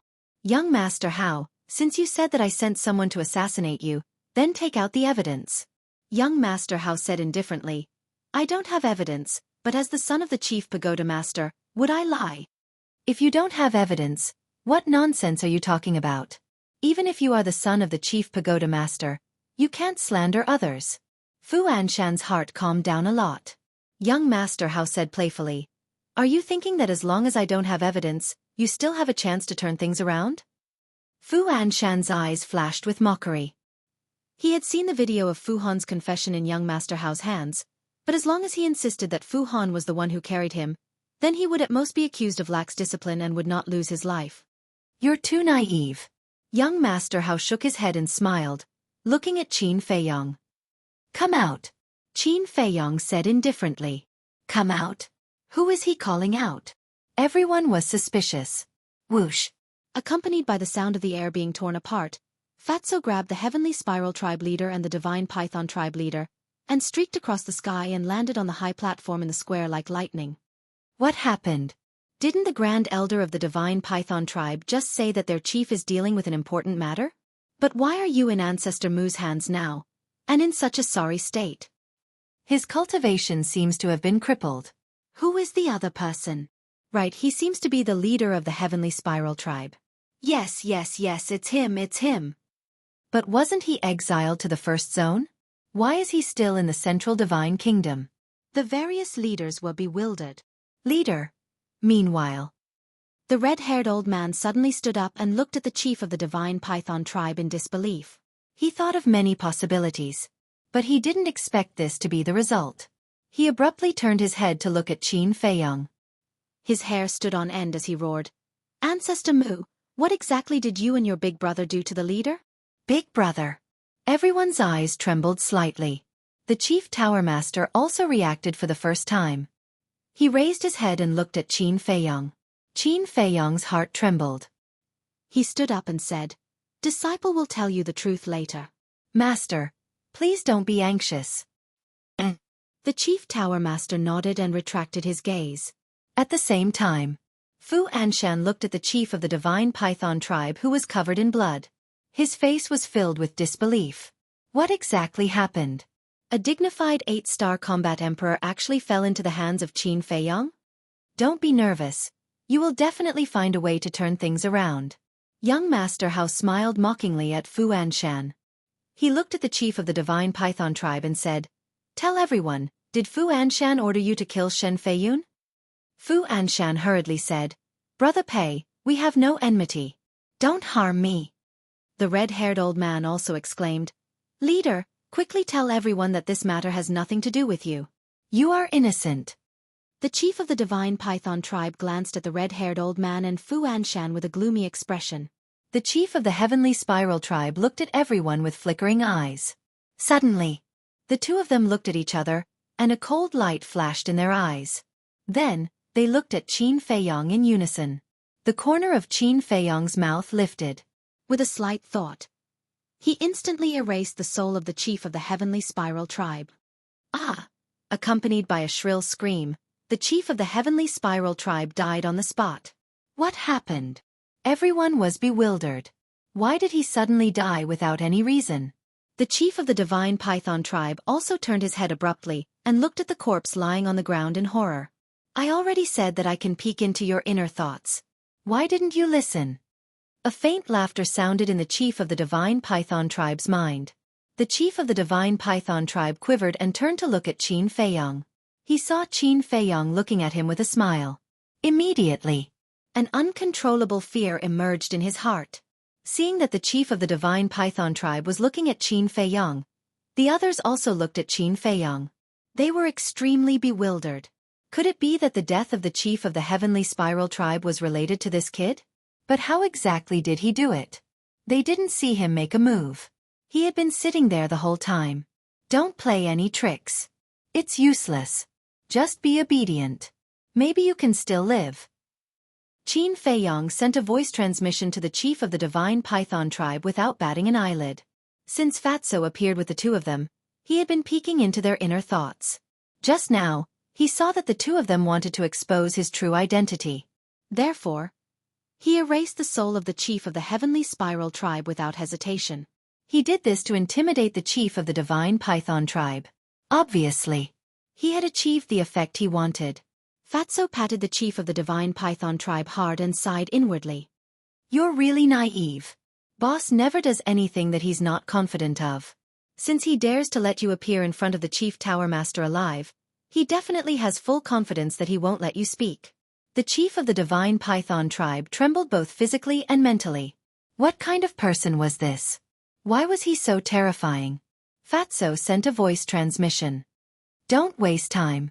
Tell us the truth." The chief of the Divine Python tribe powerlessly lowered his arm. He looked at the crowd and said, "Young Master Hao is right. It was Fu Anshan who ordered me to kill Li He and Shen Feiyun. The reason for killing them is just as young Master Hao said." There was another huge uproar. Everyone's eyes were filled with disbelief. "It can't be." When the red-haired old man heard this, it was like a bolt from the blue. His face turned pale. It was actually true. Why did it turn out like this? The chief in his memory would never do such a thing. Young Master Hao looked at him sympathetically and sighed. "I told you you might not know your chief well." The red-haired old man looked up at him and smiled sadly. Then he looked at the chief of the Divine Python tribe and asked, "Tell me, why did you collude with Fu Anshan?" That's right. As the chief of a super tribe, how could he collude with someone like Fu Anshan? It's even more impossible for him to do things for Fu Anshan. Everyone was puzzled. The chief of the Divine Python tribe lowered his head and found it difficult to speak. "Let me tell you. He helped Fu Anshan because Fu Anshan had something on him." Young Master Hao said. "What do you mean?" The red-haired old man asked. Young Master Hao was about to speak when a sigh suddenly sounded from the crowd.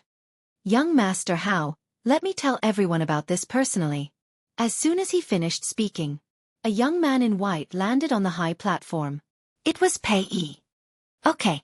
Young Master Hao looked at Pei Yi deeply and retreated to the side.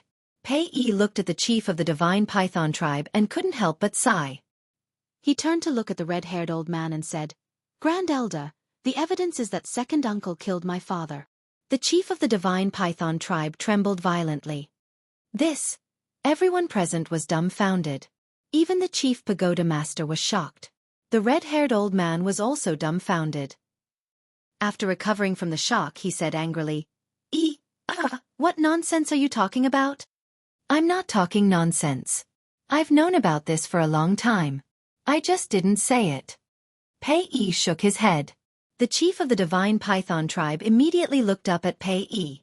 He initially thought that Qin Fei Yang was the one who told Pei Yi about it, but he didn't expect Pei Yi to say that he had known about it for a long time. Pei Yi also turned to look at the chief of the divine python tribe and said, Second uncle, you don't know, right? When I was young, I went to look for you once and happened to hear you and Pei Qin talking about this. The chief of the divine python tribe asked, Then why did you? Pei Yi said, You want to know why I didn't expose you? The chief of the divine python tribe nodded. Pei Yi smiled and said, Because you're my second uncle, my father's brother, and my family. You can be cold-blooded and heartless, but I can't. Hearing these words, the chief of the divine python tribe teared up. His heart melted. It was only at this moment that he realized how wrong he was in the past. I'm sorry. I've let you and your father down. He slowly knelt on the ground and buried his head in remorse. In this world, no one has let anyone down. You didn't do anything wrong, I didn't do anything wrong, and my father didn't do anything wrong either. It's the world that's wrong. Let's put this matter behind us. From now on, you're still my second uncle and I'm still your nephew. Blood is thicker than water. Pei Yi looked down at the chief of the divine python tribe and smiled. He then nodded at Qin Fei Yang and stepped into the air alone. That frail figure seemed especially lonely and desolate. Blood is thicker than water. The chief of the divine python tribe murmured and looked up at Pei Yi's back view with a smile. Yeah, we're family. But I'm already plagued with sins. Even if you can forgive me, I can't forgive myself. I'll entrust the future of the divine python tribe to you. When we reach the netherworld, I'll also tell your father that you're an outstanding child. Farewell. The chief of the divine python tribe smiled and looked at this world longingly before slamming his head against the ground, causing blood to splatter everywhere. Chief! The red-haired old man yelled and hurriedly rushed up to the platform. Has already forgiven you. Why did you still do such a foolish thing? I have to pay the price for my mistakes.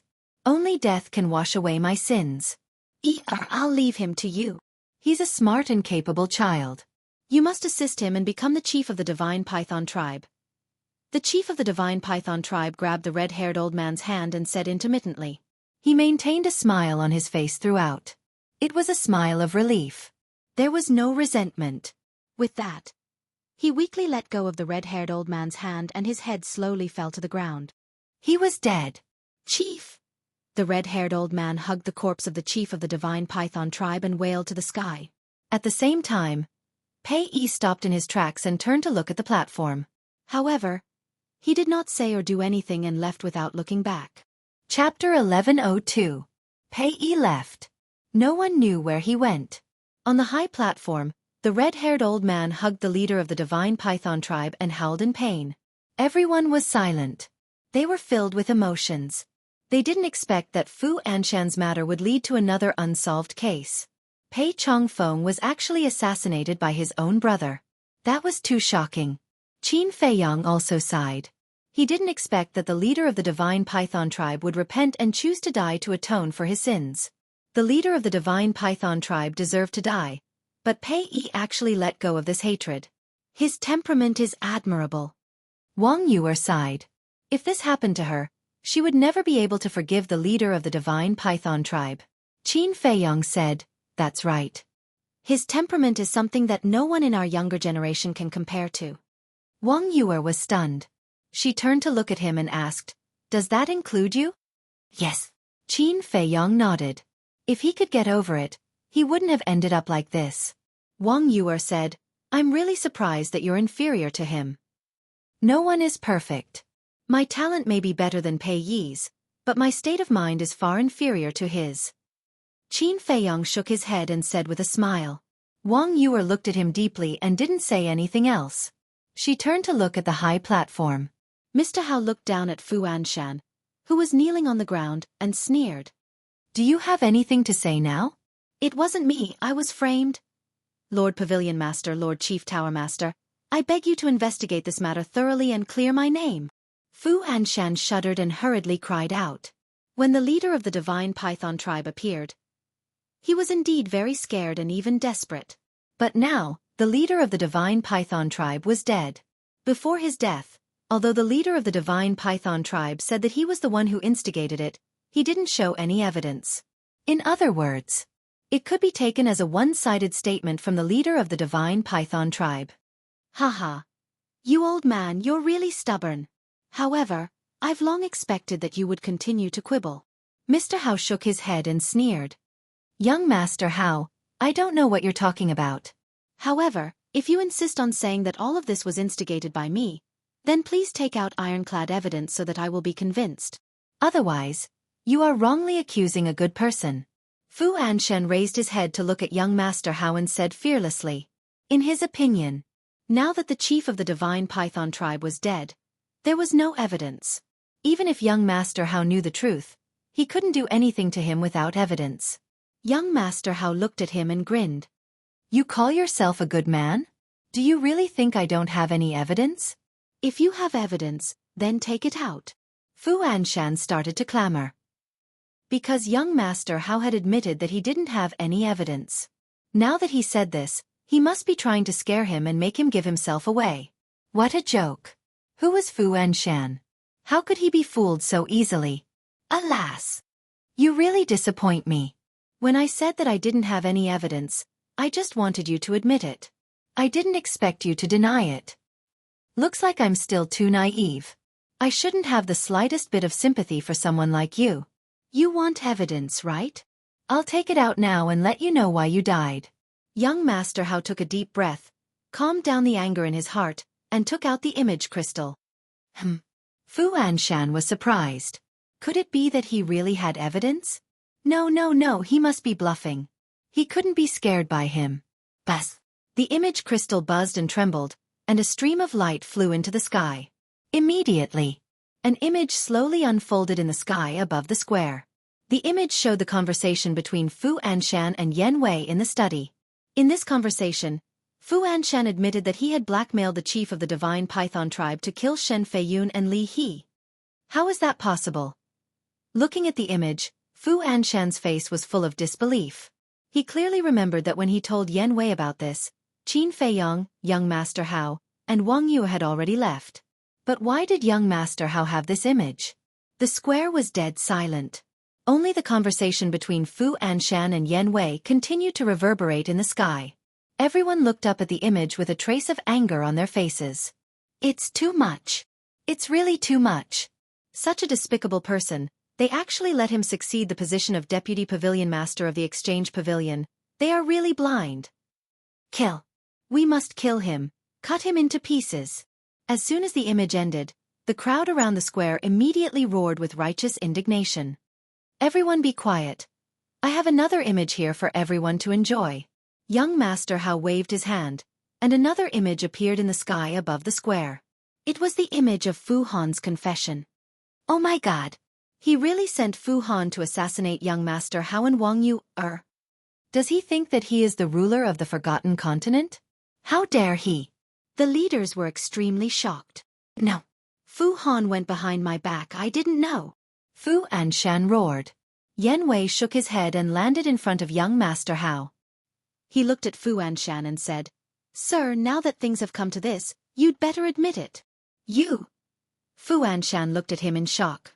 Yan Wei turned to look at the Chief Tower Master and the Pavilion Master, bowed and said, I can testify that everything young Master Hao said is true. Fu Anshan roared, Wei Yan, what are you doing? Are you crazy? I'm not crazy. I approached you in order to verify these things. Yan Wei said. What? Fu Anshan's body and mind trembled, and he said angrily, Who exactly are you? Who sent you here? It's me. Qin Feiyong stood up and said. Fu Anshan felt as if he was struck by lightning, and his mind rumbled. It was actually Qin Feiyong's men. Qin Feiyong said, I don't easily cause trouble, but I'm never afraid of trouble, so when Fu Han confessed, I asked Wei Yan to approach you. Everyone looked at each other. He had already started to make arrangements so early. This person was too scary. When Fu Anshan heard this, He immediately collapsed to the ground powerlessly, his face full of despair. Young Master Hao said, "Actually, we could have exposed your true colors a long time ago, but do you know why we didn't do so?" "Why?" Fu Anshan looked at him suspiciously. "I'll let you be proud first. The more proud you are, the more painful it will be when you fall. Of course, the more happy we are." Young Master Hao laughed. Fu Anshan said, "So, you waited until today on purpose?" "That's right. When you happily succeed as the Deputy Pavilion Master, when you think that you have achieved great success, we will stand out to expose you and make you fall into a bottomless abyss. Let me ask, what in the world is more uncomfortable and painful than this?" Young Master Hao chuckled. Fu Anshan smiled bitterly. He thought that everything was under control, but he didn't know that he had been living in someone else's scheme. How stupid. Also, some time ago, Brother Mu made you kneel in front of the main tower gate to tease you. First he made you despair, then he let you see hope, and finally he made you despair again. Tell everyone, how does this feel? Young Master Hao teased. Fu Anshan smiled bitterly and said, "Then what's going on with Li He and Shen Feiyun? I saw them die with my own eyes." Li He said, "You saw with your own eyes that it wasn't us." "Then who was it?" Fu Anshan was suspicious. "It's the sons of the divine python tribe, Pei Yu and Pei Lang. This was also a trap set up by Ancestor Mu. He sneaked into the divine python tribe to save Shen Feiyun and me, and then let Pei Yu and Pei Lang pretend to be us. Thus, the people you all killed back then were them." Li He said, "It can't be. There are actually so many things that we don't know about. Is this Ancestor Mu the reincarnation of a monster? How could he do it so seamlessly?" The leaders looked at Qin Feiyong, their eyes full of fear. The leaders of the Vajra tribe and the Qilin tribe, who had always wanted to target Qin Feiyong, couldn't help but feel afraid. "So that's how it is. He. Ha ha," Fu Anshan muttered to himself and laughed out loud. After all his scheming, this was the result he got in the end. Laughable, laughable. Do you understand now? In this forgotten continent, you still don't have the ability to cover the sky with one hand. Young Master Hao laughed coldly, then turned around and walked down the platform, towards the Chief Tower Master. At this moment, everyone looked at young Master Hao in a different light. In the past, they all thought that young Master Hao was just a hedonistic son who relied on the Chief Tower Master to abuse his power, but they didn't expect him to be so shrewd. Young Master Hao laughed. "Father, how is it? My performance is not bad, right?" "Very good." The Chief Tower Master nodded, extremely gratified. This trip was indeed not in vain. "Hand over the Vice Pavilion Master's jade seal for this old man." Suddenly, a furious roar exploded like a clap of thunder. Everyone turned their heads to look, only to see the Pavilion Master of the Trade Pavilion grabbing onto Fu Anshan's neck like an enraged lion. But Fu Anshan did not have the slightest reaction, his face full of a bitter smile. The Pavilion Master of the Trade Pavilion waved his hand and forcefully snatched away Fu Anshan's universe bag. Then, he threw Fu Anshan on the ground and said coldly, "A person like you cannot be allowed to live." Fu Anshan's gaze trembled, and he finally came back to his senses. He immediately knelt on the ground and begged, "Pavilion Master, this lowly one knows his wrongs. This lowly one will definitely change. Please let this lowly one off this time. After committing such a heinous crime, you still want this old man to let you off? Are you dreaming?" The Pavilion Master of the Trade Pavilion was furious. He waved his old hand and directly slapped Fu Anshan's head. Ah! Crack! Accompanied by a shrill scream, Fu Anshan's head exploded on the spot, blood splattering everywhere. "It's finally over," Wang Yue muttered. Qin Feiyong said, "This is what he deserves." No one present sympathized with Fu Anshan, and their eyes were incomparably cold. The Pavilion Master of the Trade Pavilion shouted, "Men, drag him down and feed him to the dogs." 2 guards hurriedly ran up to the high platform, dragging Fu Anshan's corpse and hurriedly running away. The red-haired old man picked up the corpse of the Divine Python tribe's leader, stood up and said, "Pavilion Master, I will also take my leave." "My condolences." The Pavilion Master comforted him. Chapter 1103. After the red-haired old man left, the Pavilion Master glanced at the corpse of the Heavenly Spiral Tribe's chief, then looked at Qin Feiyong and asked, "Young friend, what happened to him?" Qin Feiyang said, last night, he and the Divine Python Tribe's chief were in cahoots. They disguised themselves as Pei Yi and tricked me into coming to Black Cloud Valley to harm me. In the end, my big brother appeared and crippled their cultivation. Everyone's pupils shrank. Even the Divine Python Tribe's chief was crippled. This person's big brother was too terrifying. Then where is your big brother now? Gong Sunbei asked. Qin Feiyang shook his head and said, he left after crippling the two of them. I don't know where he is now. Gong Sunbei raised his eyebrows and turned to look at the Chief Pavilion Master. The Chief Pavilion Master smiled faintly and said nothing. Seeing this, Gong Sunbei also fell silent. The Transaction Pavilion's Pavilion Master looked at Qin Feiyang meaningfully and shouted, men, take his corpse away for this old man. 2 more guards ran up and dragged the Heavenly Spiral Tribe's chief's body away. Fatso, Shen Feiyun, Li He, and Yan Wei also left the high platform. The Pavilion Master said, Li He, wait a moment. Li He was stunned and returned to the high platform, standing beside the Pavilion Master. Wang Yuer chuckled and said, later, Li He will definitely be announced as the Pavilion Master. That's inevitable, Qin Feiyang said with a smile. The Pavilion Master glanced at the people present and bowed. This old man is deeply sorry for what happened today. These things are not what you want to see. Let bygones be bygones. Don't mention it again. Yes, as long as it doesn't lead to a bigger mistake. The chiefs laughed. Thank you for your understanding. Now, this old man will personally announce that the next Deputy Pavilion Master will be Li He. The Pavilion Master took out the jade seal and handed it to Li He, apologizing. I'm sorry to have wronged you. The sudden surprise left Li He somewhat at a loss on what to do. The Pavilion Master smiled and said, this is what you deserve and what we owe you. Take it and manage the pavilion well. Don't let down this old man's expectations of you. Li He glanced at the Pavilion Master, bowed, and received the jade seal. I will do my best. Thank you, Pavilion Master. All right, say a few words to everyone. The Pavilion Master of the Trading Pavilion patted Li He's shoulder and walked down the high platform towards the black-clothed old man. He looked rather haggard.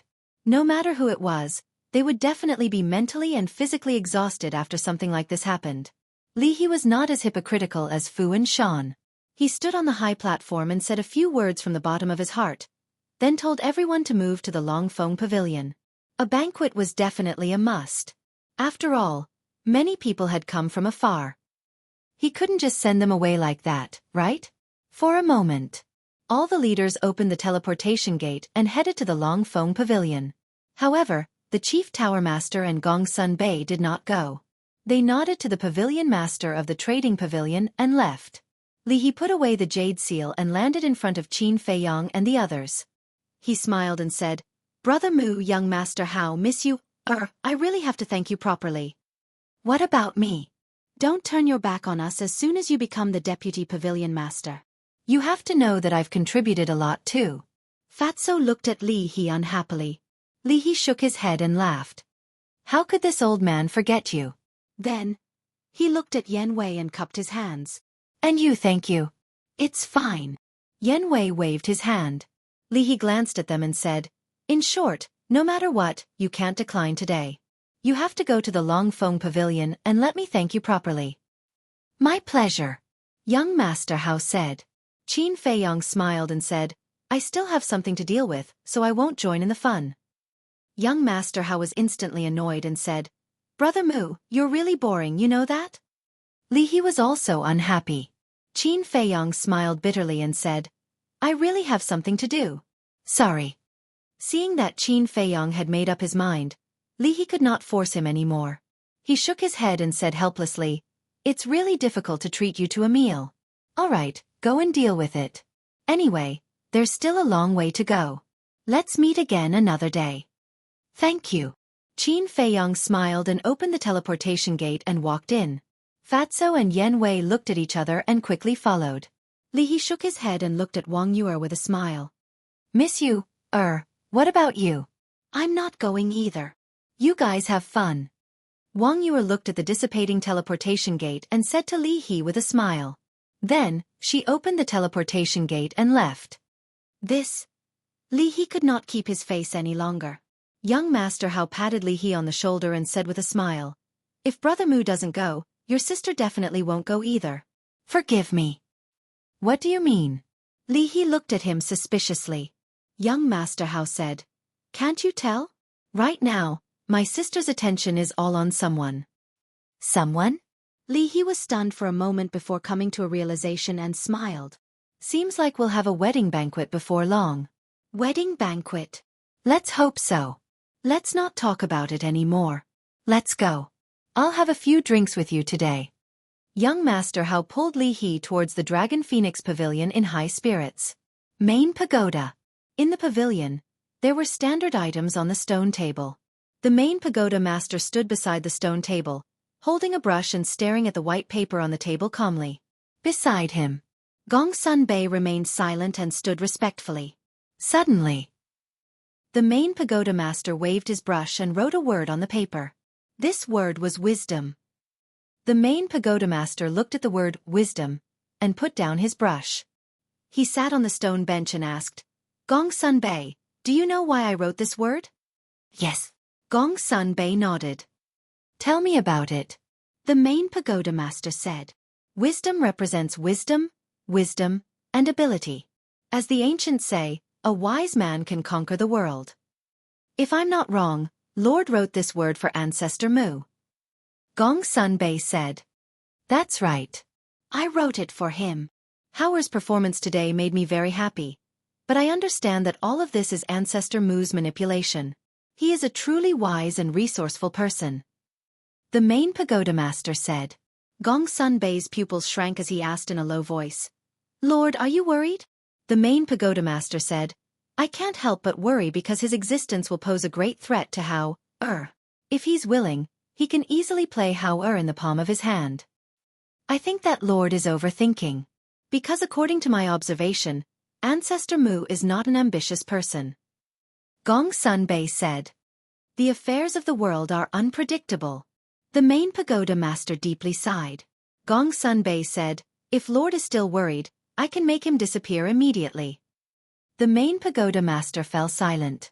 Gong Sun Bei's eyes flashed as he said, "Lord, please forgive this subordinate for speaking bluntly. Although Ancestor Mu is a great threat to Junior Apprentice Brother, from another perspective, his appearance can be considered an opportunity for Junior Apprentice Brother." "What do you mean?" the main pagoda master asked. "Think about it, with Ancestor Mu's intelligence, if he's willing to fully support Junior Apprentice Brother, who will be able to shake Junior Apprentice Brother's position in the Forgotten Continent in the future?" Gong Sun Bei said. The main pagoda master's eyes lit up, but he then frowned and said, "What you said is just an if. So first, we need to confirm whether or not he's an ambitious person, and not kill a rare talent in the cradle." Gong Sun Bei said. The main pagoda master said, "Are you saying that I'm jealous?" "This subordinate wouldn't dare. If this subordinate has any doubts, please forgive me, Lord." Gong Sun Bei hurriedly bowed. The main pagoda master looked at the garden in front of him, his eyes flashing as he suddenly asked, "Tell me honestly, have you ever hated me over the years?" "No." "It's because Lord has given me everything that I have today. I'm already very satisfied." Gong Sun Bei lowered his head and said. The main pagoda master smiled and said, "If Ancestor Mu has the same resolve as you, it's not impossible for him to stay by Hao-er's side." Gong Sun Bei inwardly let out a sigh of relief and smiled as he said, "Then let the subordinate take care of this matter." The main pagoda master nodded and said, "Give me an answer as soon as possible." "Okay." Gong Sun Bei nodded before turning and leaving. The main pagoda master got up and walked out of the pavilion. Looking at the clear sky, he muttered, "Life is short, don't not cherish it." These words did not seem to be directed at himself. What he did not know was that not too far away, there was a colorful little snake hiding in the flower bed. It was so small that it was almost invisible to the naked eye. Calm Heart Lake. In the pavilion's hall, Fatso looked at Qin Feiyong and asked, "Boss, what do you need to deal with?" Yan Wei also looked at Qin Feiyong suspiciously. "It's nothing." Qin Feiyong shook his head and sat beside the tea table. Fatso and Yan Wei were surprised. Yan Wei was puzzled. "Since it's nothing, why don't we go to the Dragon Phoenix Pavilion?" Qin Feiyong smiled and said, "This time, The people going to the Dragon Phoenix Pavilion are all big shots of the Forgotten Continent. If I go, I will have to entertain them. I don't have the energy. I see. You're just afraid of trouble, Yanwei said. That's right. The matter is basically over. You guys don't have to run around. Go to the castle and cultivate, Qin Feiyong said. Yanwei was slightly surprised and asked, Then the Mu clan's nest and the mysterious person who bought the herbs, are we not going to look for them? Not anymore. Qin Feiyong waved his hand. After searching for so long, he still hadn't found anything. It would be a waste of time to continue searching. All right. Yanwei nodded his head. Buzz. Suddenly, Fatso took out the image crystal. A beautiful white figure appeared. It was Li Yan. Li Yan asked without hesitation, Damn Fatso, where are you now? I'm with my boss. What are you doing? Fatso was suspicious. Come to the Dragon Phoenix Pavilion immediately. After Li Yan finished speaking, the shadow dissipated. What do you mean? Fatso looked at Qin Feiyong and Yanwei in a daze. Qin Feiyong and Yanwei looked at each other, and a smile appeared on their faces at the same time. What are you guys laughing at? Fatso frowned. Qin Feiyong said, You're not bad. Fatso said angrily, What is it? Can you make it clear? Yanwei rolled his eyes and said snappily, Don't you understand?